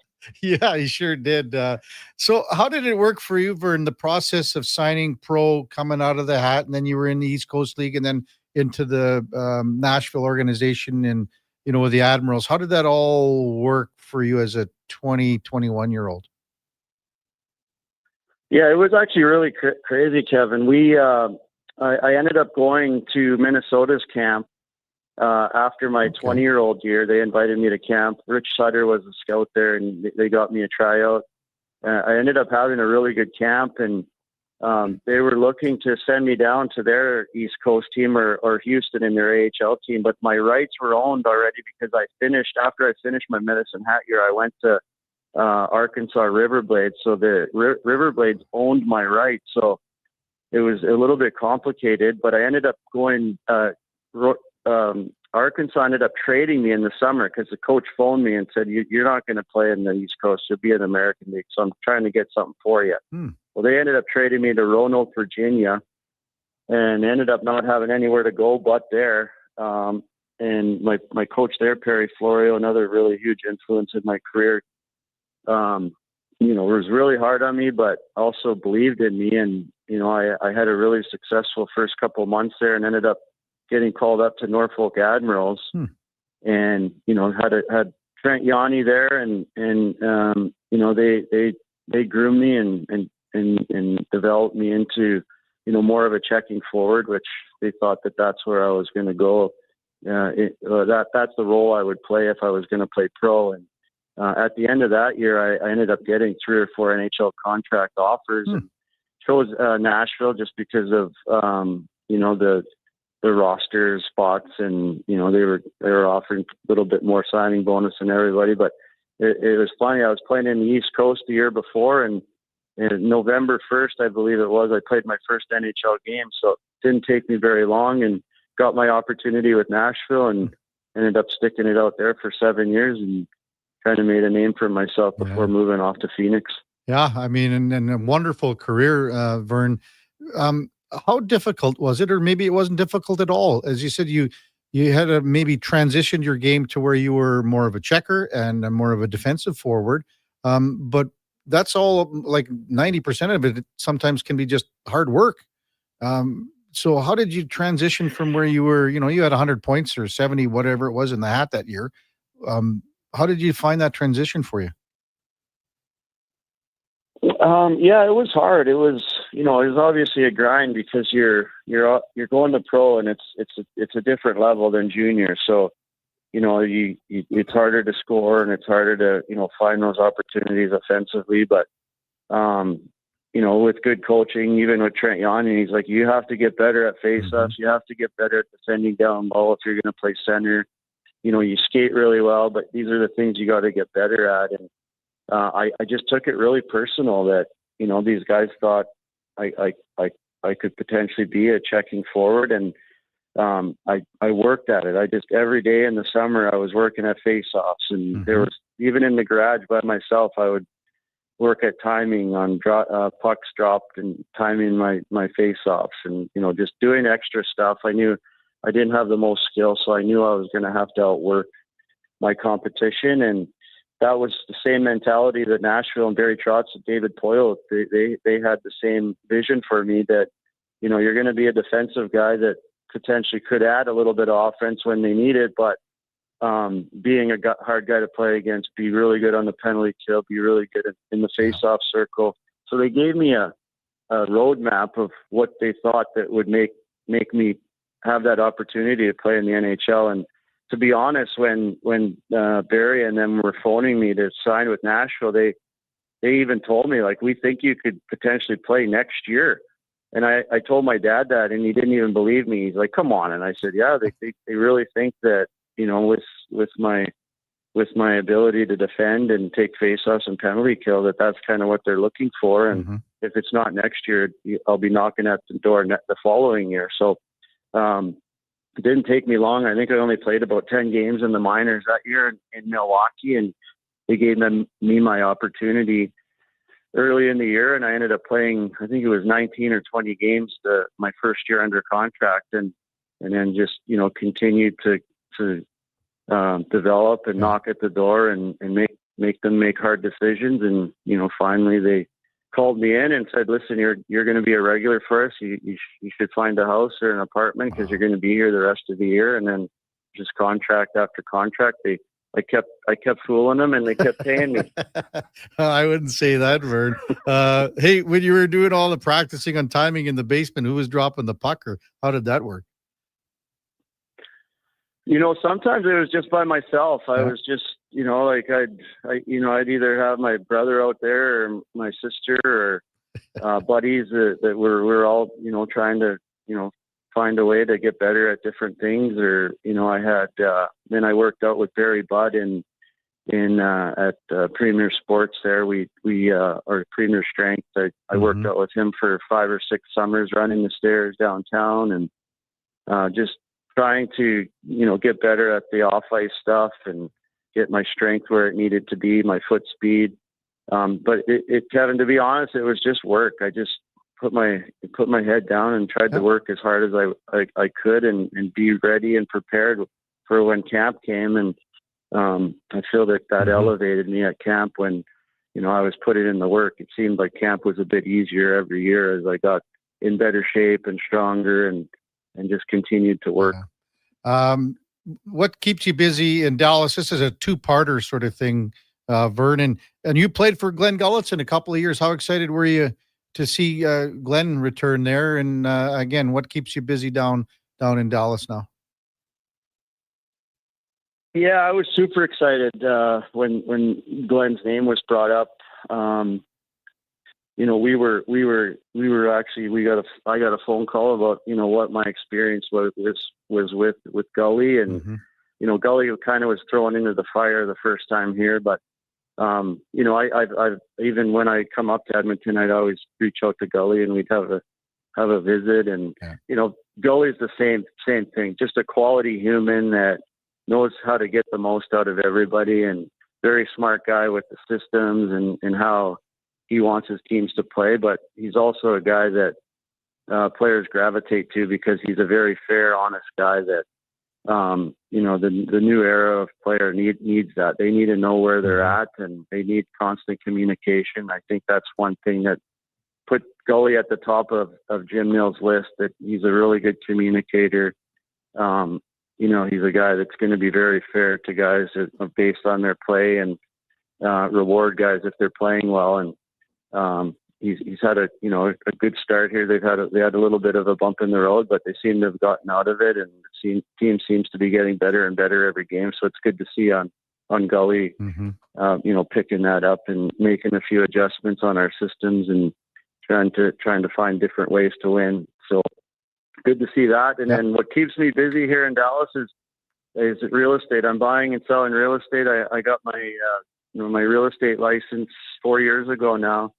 So I'm into that pretty heavy, and it keeps me busy and gives me the flexibility to travel with, watch Blake, and my daughter is a dancer. So I get to enjoy all that with having the flexibility of leaving town without missing work. And to be honest, it's super busy, but I enjoy it. It keeps my brain going and keeps the wolves away. I get a little paychecks every now and then. So it's been a really good fit for me. I'm a real social guy, so I love to get out and help people find either their dream house or commercial locations or land or whatever they call for. So it's been a really good fit for my family and myself. Do you strap the blades on at all? I know like Alashemsky's down there. You ever bump into him, or you played a year with him, I think, down there too? And is there any all the guys down in Phoenix have a get together? We have a great alumni club here. Bob Dawson, I'm sure who would know. He runs our alumni association here in Dallas. So we have a Friday skate. Oh, wow. And we have an alumni center, and we all meet up and have we skate on Fridays. I don't skate very often, but I try to do it once a month, and then we have lunch after and have a visit, a few beers, and just catch up to keep us all connected and help each other through whatever it's going through. It's not easy to be retiring, and there's different situations, and we seem to have a good camaraderie with all the guys, and just helping each other through different things. Or if you got business stuff going on, there's someone in the dressing room that covers almost everything we need, and it's a really good setup. We have a really good time with it, and then we go to a lot of the games together, and we have an alumni suite, so we all get to visit there and watch the game and critique all the players and coaches. Vern, it's always great talking to you. I enjoyed this a lot. I think I can get to Dallas by 5:00. Is there a ticket for me at Will Call that when we were texting yesterday? I got a ticket. I got a ticket for you. Just get down here. You better get going on it, though. Yeah. All right. Hope to see you when you get into town up here, and we can maybe have a beer or something. Thanks, Vern. That'd be great. Good chatting with you, Kevin. Yeah, take care. That's Vern Fiddler. Again, son Blake plays for the Edmonton Oil Kings, drafted in the second round this last year. I would imagine, he'll be on the radar for sure for World Junior for the American team. And it's tough, but isn't that great? So he's at grandma's, probably a little extra home cooking, the whole bit. And just I can't imagine how tough it would be when you're, a 5-6 hour flight away from your kid playing junior in Canada, where you grew up, and now it's like the next generation of fiddlers, hopefully going on to play in the NHL. When we come back, we'll wrap up the show with Donnie P and Fonzie, Josh Fenwick on Sports 1440. We're presented by Sports Select, and we're streaming on YouTube, X, Facebook, and Instagram. Wing Wednesday at First Round. Whether you're coming for the first round, the last round, or a few rounds in between, they've got you covered. With half-price wings every Wednesday night. Half-price wings. Over 35 delicious flavors like Cajun salt and pepper, maple bacon, and Inferno wings. Now half price every Wednesday night. Wash them down with a cold pint of Canadian or Coors Light for only $5.75. Half price Wing Wednesdays at First Round in West End and now downtown. First Round, burgers, beer, sports. Legacy Heating and Cooling jingle auditions. Take one for Gene Principe. Are you ready, Gene? Ready? I'm not just here to make a thermal couple of bucks. I'd never just microphone it in. Take one. Call Legacy. Call Legacy. Nice. Boom! I'm a musical genius. Legacy's going to love this for furnace season. What's not to love? With no interest and no Principe payments for 1 year. Are you always like this? Yep. Unlike a furnace, I have no filter. Legacy Heating and Cooling. This is Hoop City with Paul Sir on Sports 1440. They do have a timeout. Decide not to use it. Curry, way downtown. Bang! Bang! Oh, what a shot from Curry. We did it. Here's your host, Paul Sir. It's your last chance to grab tickets for the Jason Greger Pizza Pig Out, presented by GS Construction. Thursday, November 6th at the Canadian Ice House, indulge in unlimited pizza from amazing local pizzerias while you help raise some dough for Kids Sport. Then vote for your favorite slice to help crown the People's Choice Award winners. Tickets to join Edmonton's biggest and best adult pizza party are just $30. Head to jasongregerpizzapigout.com for more details and to buy tickets. Increase your lean muscle mass and fight age-related energy decline with Regenerlife Creatine. This high-quality third-party tested supplement helps replenish your body's energy stores to support your resistance training. Find it at Vitality Health Foods, where customer appreciation is the first Tuesday and Wednesday of every month. Miss golf during the off-season? Of course you do. So head to the Leduc Golf Club and try their state-of-the-art golf simulators. Perfect your swing. Enjoy delicious food and beverages, and even book a lesson with one of the Leduc Golf Club pros. Whether you're a seasoned golfer or just starting, the Leduc Golf Club simulators offer a great way to keep your game sharp any time of the year. Call or visit the Leduc Golf Club today to book your spot and swing into action all year round.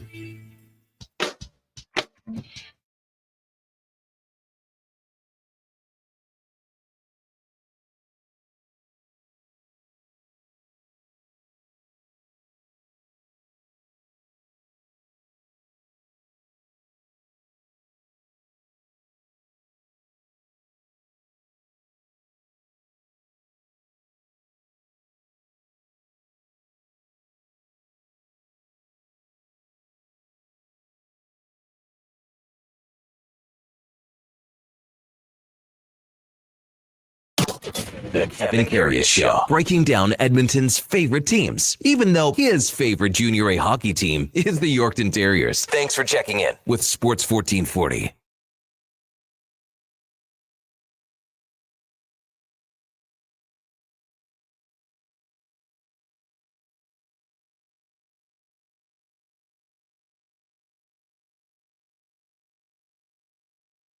Program 10:45 in Edmonton.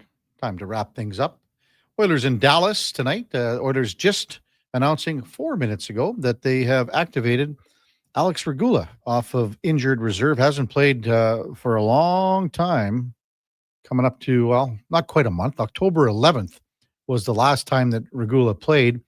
And if you recall, in the game that he played, it was that game against Vancouver. Vander Kane hit him behind the net that one time. He was looking for a penalty from behind. No penalty was called. Then the second one, I mean, that was just a hellacious open ice hit behind the net where I don't think Kane was even looking for, to the way he swooped in, he was more sealing off something that would be maybe a ring around the boards. But when Regula came behind the net and just was like didn't see anything coming, didn't see the play develop, Kane changed his mind and said, well, Sonny boy, you're going to get one here. And he really leveled him, and he's been out since then. So we'll see exactly where that moves tonight. If he does indeed go into the lineup tonight, would someone come out? I mean, we've seen 11 and 7. You're on back-to-backs. Do you take Emberson out? What are the options here? There are several to consider. And again, the Oilers will not be skating at all this morning. They have a media availability with Coach Chris Knobloch later in the afternoon ahead of the 6 o'clock puck drop tonight. That's good for you, Donnie P, right? Because the 8 o'clock starts are just killers for you for your social life, correct? Well, the 8 o'clock starts are killers for me when I have to do this show, because then I'm just a zombie the next morning. But the 6 o'clock start is a beautiful thing for when I have to do my double duties. Yeah, but this is good. You're immersed into Sports 1440 this week. You know, it's not just, here and there. You're immersed into the programming. Yeah, I'm not exactly I'm not the normal background character like I usually am. I am not to say I'm the leading figure here, but I am you're up there. I'm a key player this week. Connor McDavid reached 1,100 points last night. Just the way the game ended, we haven't talked about it enough. Fourth fastest player to reach that mark, one game shy of Mike Bossy. You know who the fifth fastest player was, Donnie P? Or even Josh, do you know the fifth fastest player to reach 1,100 points? I actually do not. I don't remember the stat from last night, to be honest with you. Yeah, I heard it, but I don't remember it. They had the graphic up on Sportsnet and everything, and I didn't put it to memory. Radio free agent listener says, KK, you have, I'm not going to say what it is, for blaming Bouchard. You are no better than most fans. You always have to have a scapegoat. I wouldn't say that. I honestly, sorry, radio free agent listener. When Bouchard plays well, he gets the credit he deserves from me and a lot of people. But when he makes bad plays, he gets the criticism that he deserves. I think that just comes and goes with the position that he's in and the position that media people are in. I have stuck up for Bouchard probably more than a lot of media people, but I've also given it to him, and he's deserved it. Like last night's third goal, and I can only say this so many times, radio free agent listener. It bothered me more last night than what happened against the New York Rangers on goals 1 and 3. The first goal, rink-wide pass across the blue line. But he's trying to make a play. He's trying to do something. He's trying to make something happen. Third goal, trying to clear the zone. He's trying to make a play. He's being involved. He's doing something. Third goal last night, that's where it is. It's the commitment. He backs away from Pia Suter by a half step. In the same process, he's lifting his glove up to possibly protect himself from a one-timer coming from Colton Parayko. That's, if you think I'm blaming Bouchard and being hard on him, well, come on, man. Watch the play, radio free agent listener. Watch it. Now, do you think that that's how you win hockey games? That's how you win Stanley Cups? Come on now. So we have some breaking news. Sorry to jump in here, Kev. All right, what is it? The Indianapolis Colts are trading for Sauce Gardner. Wow. 2 first-round picks to the New York Jets. 2 first-round picks to the Jets. That is something. Yes, I don't know if it's anything else, but Sauce Gardner is off to the Indianapolis Colts. He was just signed to a 4-year, $120 million extension as well in the offseason. That's a huge deal. Is it ever? And especially 2 first-round picks. He's locked in again, and man, I mean, the Colts are saying we like what we have. The Colts, we like what we have. I mean, the loss to Pittsburgh, you're going, okay, that was a one-off for us. That's what they're saying. Yep. Pittsburgh's defense finally came to play that game because it's been bad. They were awful against Cincinnati. They finally came to play against the Colts, had turnovers, limited.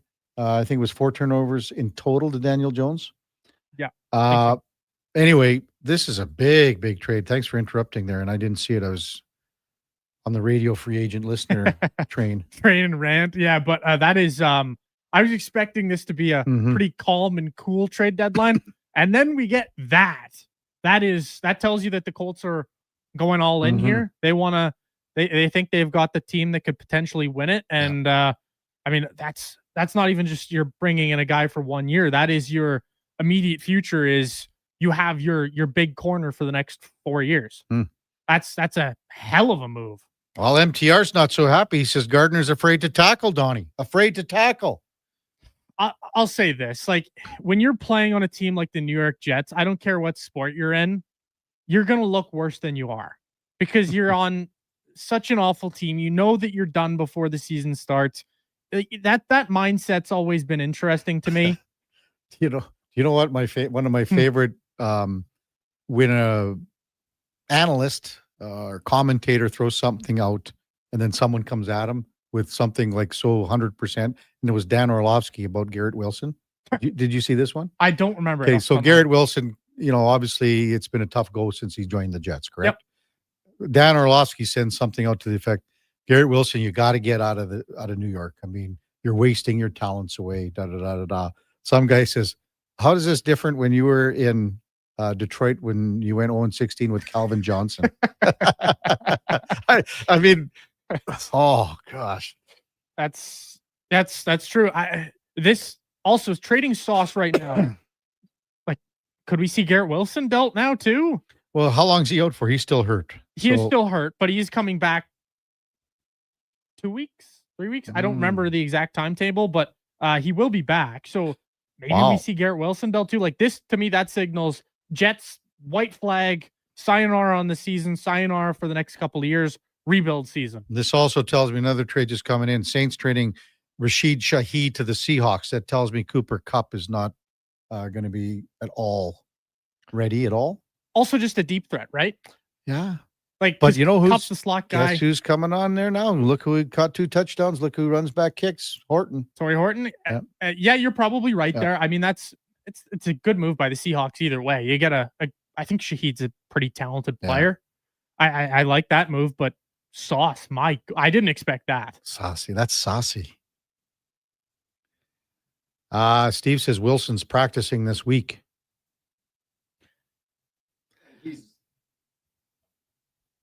Sorry, he's listed as questionable, but the Jets are going on to a bye week here, so I think he'll be back for week 11. Yeah. Framer Johnny with the answer I believe that you guys were looking for. Is it Sid Crosby? Well, he has Stastny, and that's who I thought. Is it Stastny? Yeah. I don't know. I was just guessing on Crosby. Brendan says, I am Radio Free Agents agent, and he's getting bad advice from his parents. All right, we got another big game tonight. We'll bust this one down tomorrow with David Schlemko.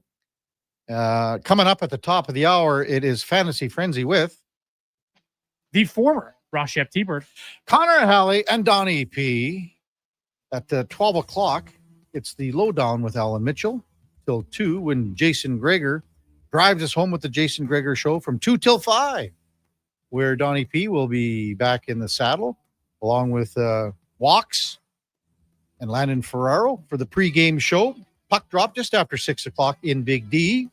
And then what do we got? Postgame show to follow. Right around 9 bells. Right around 9 bells, Donnie. You know it, Kev. And plus, more importantly, we got to get the show together for tomorrow. Oh, absolutely. Yeah. It's it might be another well, we'll figure out when we get all the guests booked, but it might be another late one. No, it won't be, Donnie. Before all that, time now for a Sports 1440 update brought to you by First Round, and Sunday's got even better. At First Round, you can win an NFL helmet or a jersey. Plus, you can enjoy the big Pro Bowl brunch only at Edmonton's NFL headquarters. First Round, downtown on 104th Ave, right here in the mall that has it all on Bourbon Street.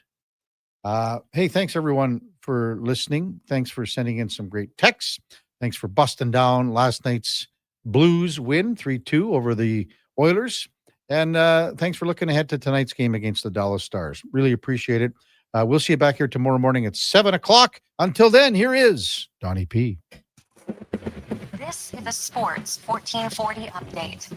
It is game day as the Oilers are in Dallas to take on the Stars. Puck drop going just after 6 o'clock. Stuart Skinner starts in net for the Oilers, and it's Casey DeSmith expected for the Stars. The Oilers have also activated defenseman Alec Regula.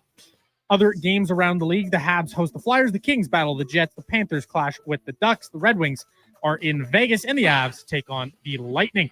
NFL trade deadline news breaking. It is Sauce Gardner off to the Indianapolis Colts for 2 first-round picks. You're seeing Rashid Shaheed off to the Seattle Seahawks, have not seen the return yet. And the Jacksonville Jaguars are requiring Jacoby Myers for a 4th and 6th round pick on the hard court. The Rats, they clash with the Bucks. Tip-off going at 5:30. Coming up on Sports 1440, it's Fantasy Frenzy with myself, Donovan Paulson, and Connor Halley. This has been your Sports 1440 update. Sports 1440 in West Edmonton Mall and Wetaskiwin.